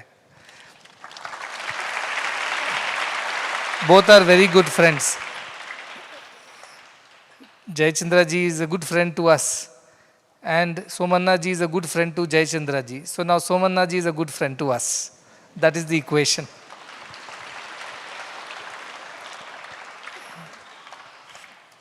Also, I would like to acknowledge the presence of Ms. Vani today, who is representing Serbia, and she has come all the way from the consulate. So we are very happy to have you here with us as we celebrate the countries of Serbia and Montenegro. I haven't been to Serbia and Montenegro, but I have been very close to that, to Croatia. And that's where all these devotees come and meet me, thousands of them. ತಾವು ಕ್ರೊಯೇಷಿಯಾಗೆ ಬರಬೇಕು ಒಂದ್ಸರ್ತಿ ನಮ್ಮ ಜೊತೆ, ಅಲ್ಲಿ ನೋಡಬೇಕು ಎಂಥ ಭಕ್ತಿ, ಎಂಥ ಪ್ರೀತಿ, ಎಂಥ ಭಾರತೀಯ ಸಂಸ್ಕೃತಿ ಮೇಲೆ ಅವ್ರಿಗೆ ಎಂಥ ಅಭಿಮಾನ. ಸಾವಿರಾರು ಜನ ಬರ್ತಾರೆ ಇಂಥ ಹಾಲ್ದಲ್ಲಿ. ನಾವು ಸತ್ಸಂಗ ಮಾಡಿದಾಗ ಬೇರೆ ಬೇರೆ ದೇಶದಿಂದ, ಅಕ್ಕಪಕ್ಕ ದೇಶದಿಂದ ಕೂಡ ಬರ್ತಾರೆ. ಸೊ ಎಲ್ಲರೂ ಬಂದು ಸಾವಿರಾರು ಜನ ಇರ್ತಾರೆ ಸುಮಾರು. ಅಲ್ಲಿ ಒಂದು ಆಶ್ರಮ ಕೂಡ ಕಟ್ತಾ ಇದ್ದೀವಿ ಇವತ್ತು ನಾವು, ಕ್ರೊಯೇಷ್ಯಾದಲ್ಲಿ ಆಶ್ರಮ ಕಟ್ತಾ ಇದ್ದೀವಿ. ಅದು ರೆಡಿ ಆದಮೇಲೆ ನಾವೆಲ್ಲರೂ ಹೋಗೋಣ ಒಂದು ಸರ್ತಿ. ಅಲ್ಲಿ ತುಂಬ ಜನ ಇದ್ದಾರೆ, ಅವರು ವೇದಗಳು ಚಾಂಟ್ ಮಾಡ್ತಾರೆ, ಈ ಭಜನೆ ಹಾಡ್ತಾರೆ, ಅವರು ಎಲ್ಲ ಅವ್ರಿಗೆ ಚಂಡಿ ಹೋಮ, ರುದ್ರ ಹೋಮ ಎಲ್ಲ ಮಾಡ್ತಾರೆ ಅಲ್ಲಿ. ಅವ್ರಿಗೆ ಅಷ್ಟು ಭಕ್ತಿ ಭಾರತೀಯ ಸಂಸ್ಕೃತಿ ಮೇಲೆ. ಸೊ ಭಾಳ ವಿಚಿತ್ರವಾದಂಥ, ವಿಶೇಷವಾದಂಥದ್ದು ಅದು. ಆಶ್ರಮ ಕಟ್ಟಿದ ಮೇಲೆ ತಾವೆಲ್ಲರೂ ಬರಬೇಕು ಅಂತ ಇವತ್ತೇ ನಾನು ನಿಮ್ಗೆ ಆಮಂತ್ರಣ ಕೊಡ್ತಾ ಇದ್ದೀನಿ. I am telling them that we are building N ashram in Croatia, so that all people from nearby countries can come and converge there. It's a large ashram, more than 40 hectares of land is there. And that's where we are building this. Slowly the work has begun, because it required a lot of environmental clearances and a lot of other permissions. But that is all happening. So when the ashram is ready, I have invited them also to come to see how much devotion is there in these countries. These Slavic or Balkan countries have seen how much devotion, how much love for Indian culture. They chant Vedas, they sing bhajans, they perform homas, yajnas, yagas. At the same time, they also follow their religions, whether they're Christians or whatever. They do not have any conflict with that. They're happily doing both. And they have great faith in Indian culture and spirituality, in Sanathana Dharma. We heard Ms. Devi Omohan. She talked about her association with India and her understanding of the commonality between Indian culture and the culture of those countries, the former Yugoslavian countries. Sanskritam is so common. We also had people from other countries who showed us how their language and Sanskritam is very, very similar. And today she also told us about the excavation sites, archaeological sites, where they found somebody in Padmasana meditating. Probably gave up his body, some yogi who gave up his body in Padmasana and became a fossil. So our country and these countries have a very history that goes back thousands of years. As we heard earlier also, when the river Saraswati dried up, and that civilization which was by the Saraswati river migrated. Some of them migrated east, some of them migrated towards the west. Eastern ones came towards the Ganges and Yamuna river plateaus. The others migrated towards the west and went into Europe. And those genetic maps are matching with our genes. It means our ancestors were the same. And that is why the soul remembers everything. This mind may forget, body may die. But the soul has deep memories of its original connections. And that is why these countries find it very easy to associate with Indian culture. That is because of their ancient roots, which are from here. So that is the reason why they are so comfortable with whatever we do, and they understand Sanatana Dharma, Upanishads, Vedanta so easily, which no other country can easily accept and understand. So this is a beautiful heritage that we are celebrating today. There are beautiful countries. Europe is beautiful, but these countries are also very beautiful. And I have been to a few European countries. All of them are very beautiful, but someday I would definitely like to visit Serbia and Montenegro, and hope to see all of you there in your country. You are looking very good in that dress. They have specially worn it for us, their traditional gowns. Today also we are going to listen to some of the music in a short while. Again, I look forward to this because it is teaching us so much. Both the commonality between the cultures, also the uniqueness of each of these cultures. Both we are learning every time we are enjoying these cultural festivals. I also would like to recall the contribution made by Sri Ramadurai, who also received the Global Leadership Award. He was here on August 15th to inaugurate this World Cultural Festival under our One World, One Family mission. Because earlier he was also the former chairperson of Kalakshetra Foundation. I had known him since then. And then he also is a very, very renowned technocrat, as well as somebody who has built large organizations like Tata Consultancy Services. And even today, he continues to serve in several capacities. He has also agreed to become a part of our new program from the university, Skill Certification Program. This program basically tries to give certificates to those who have some skills, including farmers. We have 3,000 farmers, as you know, from Tumkur only, Tipturinda Bartare, Raiturandla. Avargi certificate yaudilla. They don't have any certificate of their knowledge. They are just treated as unskilled or rather uneducated farmers. But they have some knowledge, they have some skill, how to grow ragi, how to grow various crops. But that's not been structured, documented or certified. So they are considered as uneducated, illiterate folks. So we are coming up with a new program under our university where we will give certificates to farmers after assessing their skills. And imagine the potential. And Mr. Ramdorai has very happily agreed to chair that because he was also chairing the Skill Building Commission of India. So he's happily agreed to do that. And imagine if 60 crore farmers get certificates that they are certified farmers who have some skill and knowledge set. Not only is a personal pride and dignity to the farmers, but also recognition for their service to the society. And that would be a game changer. I hope many more people would like to go back and become farmers. Also, I told another thing, his wife was sitting, Miss Mala. Mrs. Mala was earlier also very actively in education. She was very active, and even today she runs charities. So I was telling, if all the homemakers, all the women who run the households, though they don't go to offices, but they have skills, they manage a whole family and they manage the budgets of the family. There are so many skills that they know that the men do not know. Can you structure a program for them and certify all the homemakers in the country and give them a certificate that you are not any less? You should also be recognized. Imagine if all the mothers in our country, all the women in the houses, in our homes, they become certified homemakers and also get a salary from their husbands for that. Our GDP will double in one night. Why the GDP? The GDP of so many developed countries is so high because women are also earning at the same time. So also men. Everybody is earning. If a maid servant is working, she is also earning. All their income gets calculated as the GDP of the country. Whereas in India, it does not happen. 50 crore women work day and night, morning till night, managing their households, managing the works at home, but they don't get any certification, they don't get any salary, they don't come under the GDP of the country, but they also contribute. So I was telling her that I have worked for both of you, husband and wife. While the husband would skill and certify the farmers, you plan to certify the homemakers and give them also. There is a knowledge system, ancient system, how they manage. Anyways, that they both happily agreed to, saying whatever work you give, we will do humbly. Because they said as long as we have good health, we will continue to serve. Now, these are the great leaders of our country, willing to work even at this age after retirement, because they are here to serve. And wherever service happens, God manifests there. Goodness happens there. That is the idea. I also want to acknowledge our two corporate partners who have helped us at different points in time, Moog India Private Limited, for their kind support at our institutions, and also LCA, which I had the privilege of visiting and meeting everybody at Electronic City.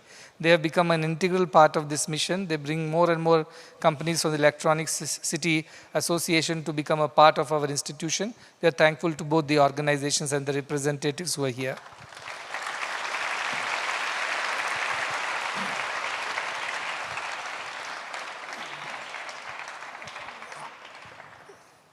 To the representatives of both the countries of Serbia and Montenegro, I also want to convey that you have so beautifully conveyed the country's culture, its beauty, its philosophy, and the message.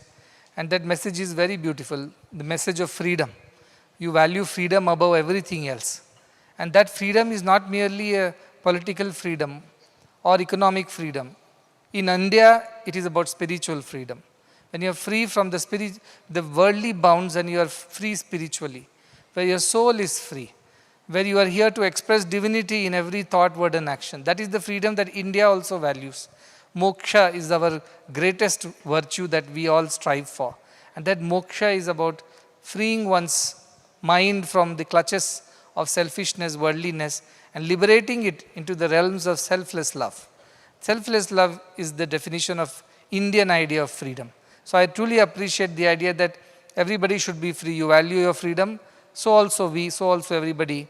But true freedom comes from being selfless and being able to love selflessly without any inhibitions, being able to consider everybody as our family and not differentiate or discriminate between people. That mindset is the real mindset of true freedom. And I think that's happening slowly with this One World, One Family mission, one country at a time.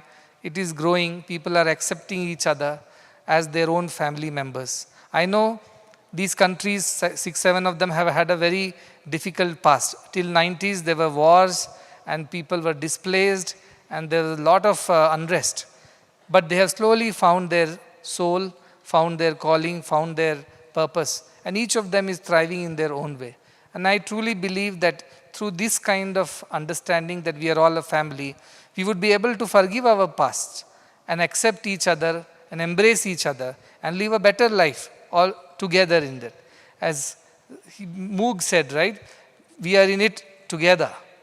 That is what One World, One Family mission is about. We are all in it together, or we are all together in it, because making the world one family is not the job of one leader or one organization. Everyone has to feel it and become a part of it and do whatever is possible for each other. And that is how this family, this global family, is growing every day. Today is the 76th day. I just can't believe 76 days have passed ever since it was inaugurated when Mr. Ramadurai was here. And it has gone on so smoothly. You have seen countries from Far East up to Japan, to the West countries like the Caribbean islands, the Latin America, and all of Africa, Europe, Middle East, and East Asia. China, Mongolia, Russia, you name it, and all those countries have come here.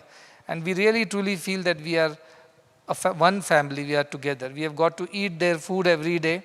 Today also you had something from their white beans salad-like thing that they had prepared from their country. And through that they are conveying their love to us. Food is a tangibilized love. When food goes inside you, love also goes inside you along with it.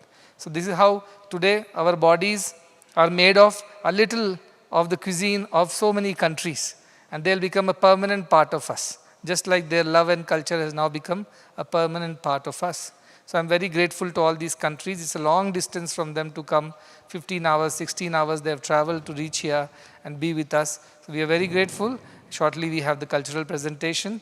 And please enjoy that also and appreciate the hard work that has gone in for all of them to come this far and be a part of this festival. In 3 weeks from now, we will be celebrating Bhagwan's 100th anniversary birthday, and we have a lot of things to do, and everybody will have to do voluntary service. So after some time, I will cut down the function part of it a little, and the service part will go up because we have a lot of preparations to make. From the hospital to the various other arrangements, everybody should participate in their own way. It's a great privilege. 100 years don't happen every day. It happens once in 100 years. So you have one opportunity to serve with all your heart and with all your might, and pray that all the work that we have thought of completing before such a day completes properly, and we have a grand function which will culminate with 3 days of World Religion Summit, and leaders are coming from around the world. These are spiritual leaders, these are thought leaders, these are leaders who have such influence over people's understanding of religion and philosophy. They're all converging here in Muddenahalli. Perhaps never it has happened that these many leaders from these many countries have come to one small place like this. And they are all going to talk about the same idea, the idea of one family, the idea of one world, one family. And I'm very, very cognizant of the fact that our Prime Minister Shri Narendra Modi ji, he gave this clarion call, one earth, one family, one future, during the G20 summit. But we had started this mission even before that. Vasudhaiva Kutumbakam was the soul of this mission, but I was so happy that the leader of the country also is thinking in this way. One earth, one family, one future, he said. That is how we should live. We all will share our common future because we all share this earth as one family. What a wonderful idea from the Indian soil, a message to the whole world. And now whole world is responding to this message. And I'm sure in times to come, this will spread to every part of the world, and world will become a better place as a global united family with these prayers. And again, thanking both our dignitaries, Somanna ji and Jayachandra ji, for being here on this special evening, and also Mr. Vana for being here today and sharing this moment. And to everybody else, Devi Mohan ji, please convey our regards to Mohan ji also, and to all our corporate partners, and Ramdorai ji, and everybody else who is here. Very, very heartful blessings and best wishes to every one of you. With that, we'll conclude and come back for the evening cultural presentations.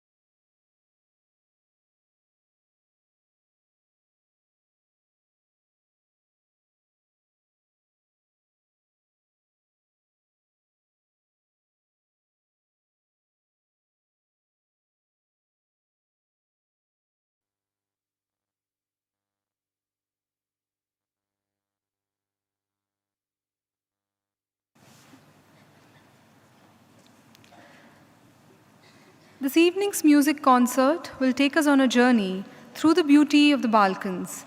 We have artists from both Serbia and Montenegro who will present traditional and folk music of their native lands. The presentation will begin with a cappella by the Teofilic brothers, Mr. Ratko and Mr. Radiša from Serbia.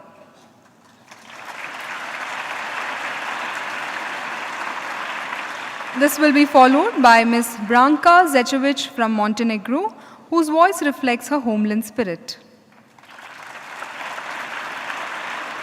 Mr. Nikola Krivokapic will play on the guzle, the national instrument of Montenegro. They will join the Daniela Orchestra, led by Ms. Daniela Veselinovic, a celebrated trumpet leader in Serbia. What is unique is that we have 4 siblings performing together tonight. Alongside Ms. Daniela are her 3 brothers, Mr. Slobodan Veselinovic and Mr. Bojan Veselinovic on the tenor horn. Mr. Bogdan Veselinovic on the saxophone. As part of the orchestra, we also have Mr. Nikola Pesterac on the drums, Mr. Damir Zizko on the tenor horn, Mr. Marko Bajic on the tuba, and Mr. Nenad Lubinovic on the accordion. They will be joined by our very own professor and multi-instrumentalist, Dr. Dimitris Lambrianos on the bouzouki. Dr. Dimitris is leading the largest homegrown orchestra with 200 students, the Sai Symphony Orchestra. Please put your hands together for these wonderful musicians from Serbia and Montenegro.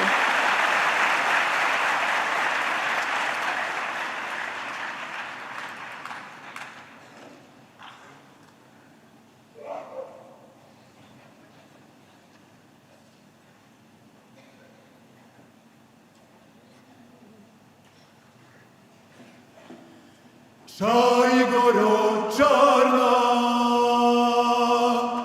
pričuvaj mi ovce.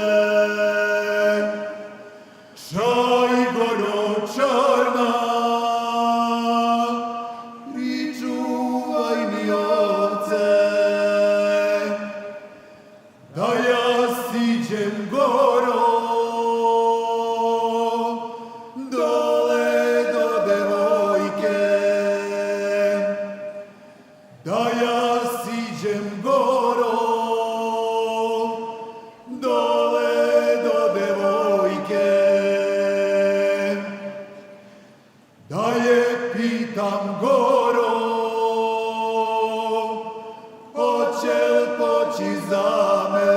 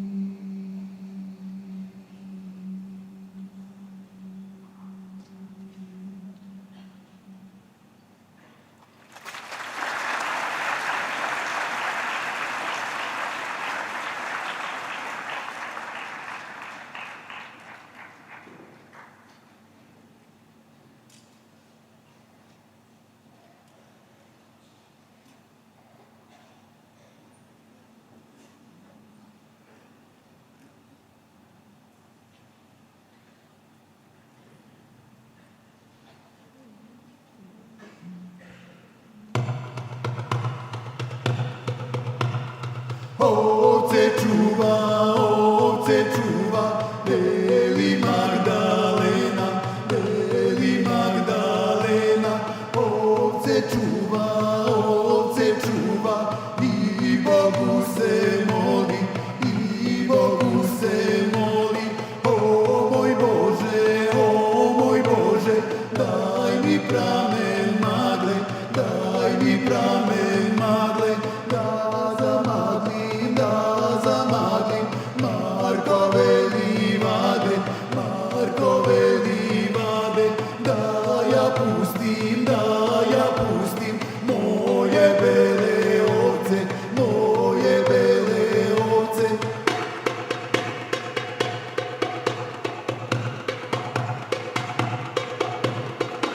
Ozdolide, neznana delija, te guze, ona najboljega, ona devetoga, i na ona, zvono odiljade, i u zvono, zrno davinovo, i u zrno, oči devojachke.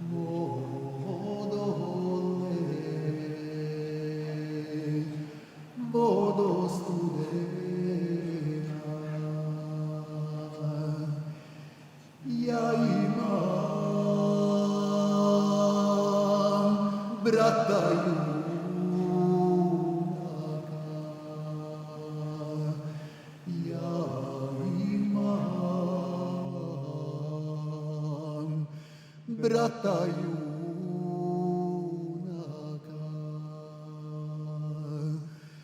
ti goro da ga sačuvaš, ti goro da ga sačuvaš.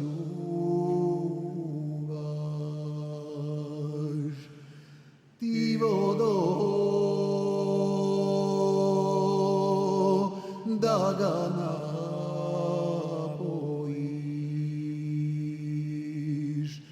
Ti vodo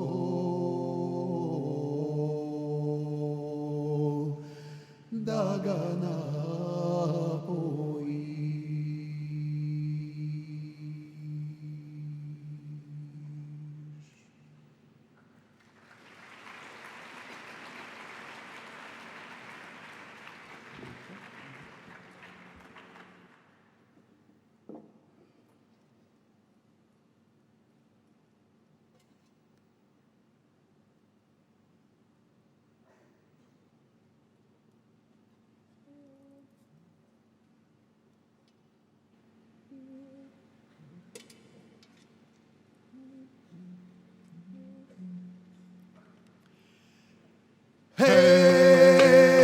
Hej, kukutka kuka u gora lele, nevesta šeta po dvori, nevesta šeta po dvori lele i na gugutka govori. Nevesta šeta po dvori lele i na gugutka govori. Hej, gukni mi guguče lele, i ja sam taka gukalo, i ja sam taka gukalo lele, koga su bilo pri mama. I ja sam taka gukalo lele, koga su bilo pri mama.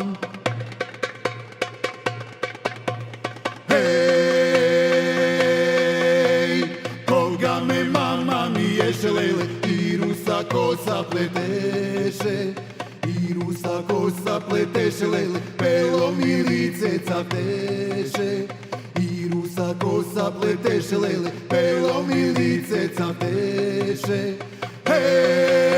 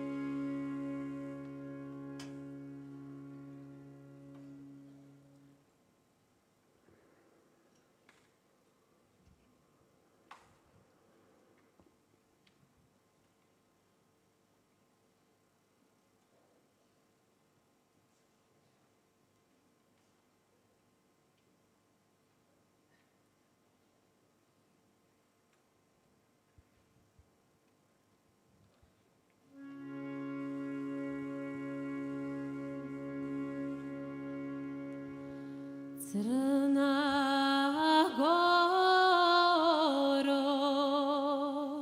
zemljo mila, kršem bogata, milija mi ne bi bila da si od zlata. Tamni oblak sa planina tiče do neba, pa ledenom kišom poji srce u njedra. Srce tada progovara glasom plamena, što ga vječna zublja daje sasred Cetinja. Oj Cetinje, ponos grade, toliko vjekova,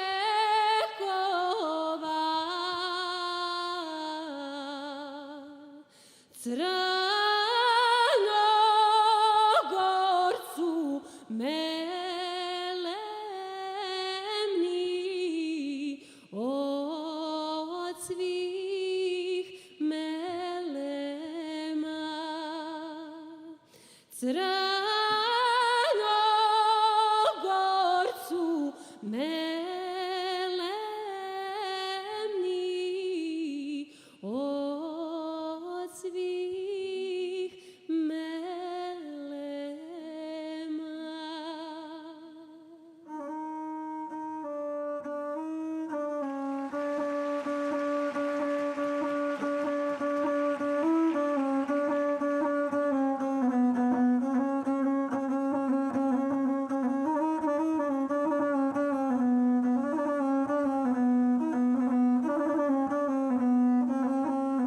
Sve su naše glave izabrane, momci divni istoka zvijezde, što su do sada ove gore dale, svi padali u krvave borbe, pali za česta ime i slobodu, a naše su tirali suze,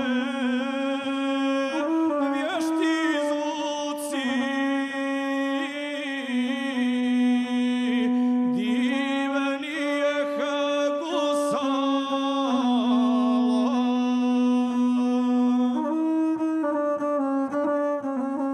treba služiti česti imenu, neka bude borba neprestana, neka bude što biti ne može, neka da proždre pokosi satana, na groblju će iznići cvijeće za daleko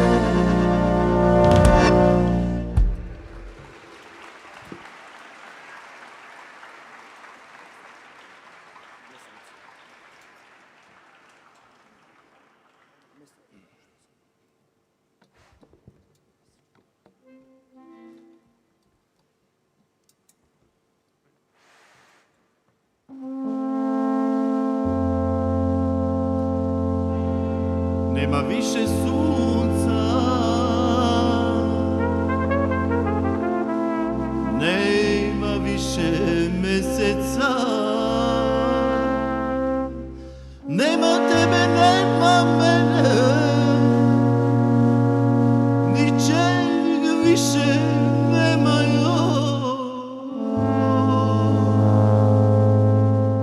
okrila nas ratna tama, okrila nas tama a ja se pitam, moja draga, šta će biti s nama?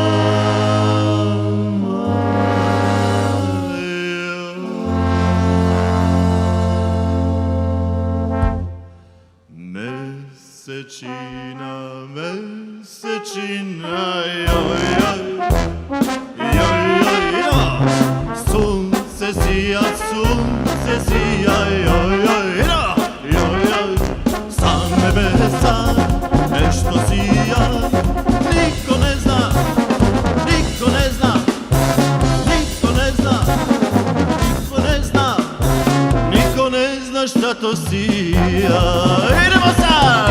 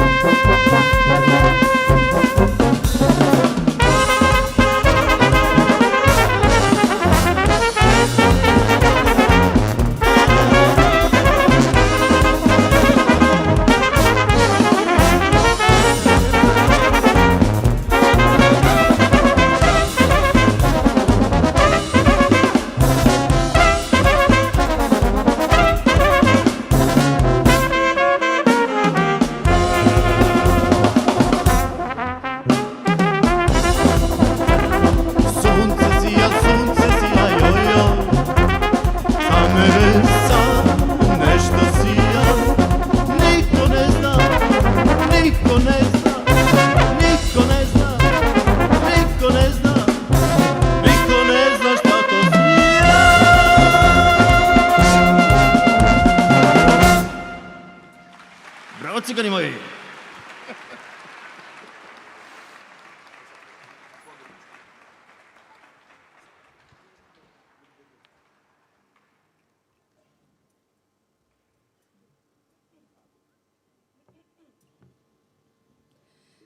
Good evening.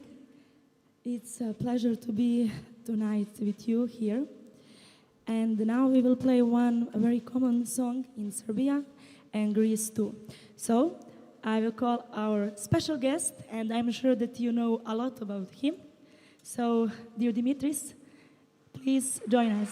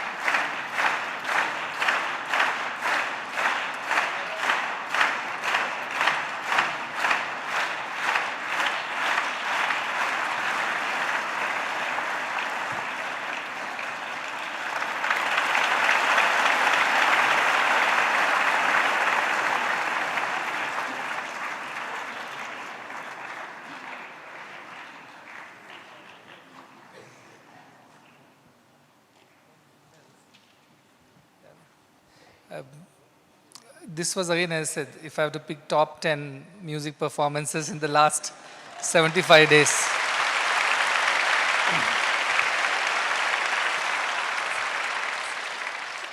Because it was very unique, the beats were very different, the rhythm was very different, but the brass was very, very beautiful, and the trumpet, amazing, very beautiful, because with such ease and with such effortlessness.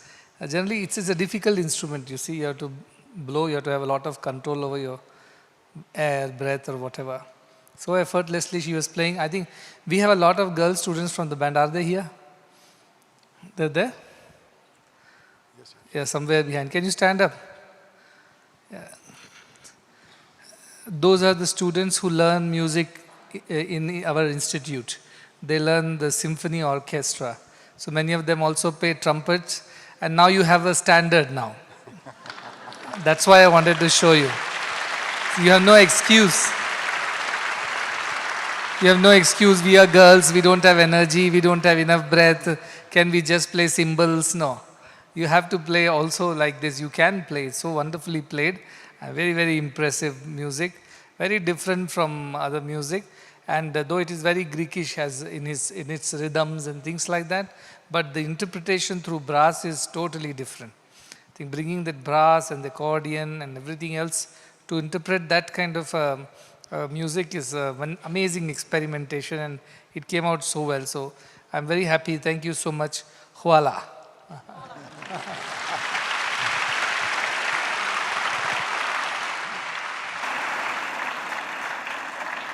The musicians from Montenegro would like to present a token of their love to Sadguru.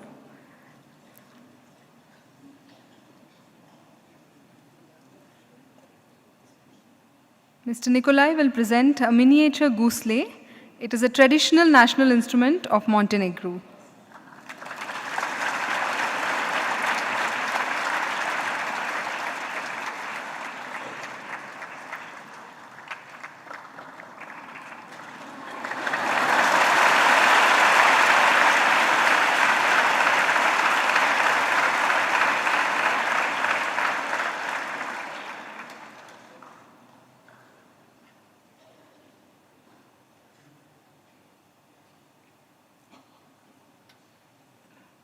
We request all to rise as we conclude with the national anthems of Serbia, Montenegro, followed by the national anthem of India.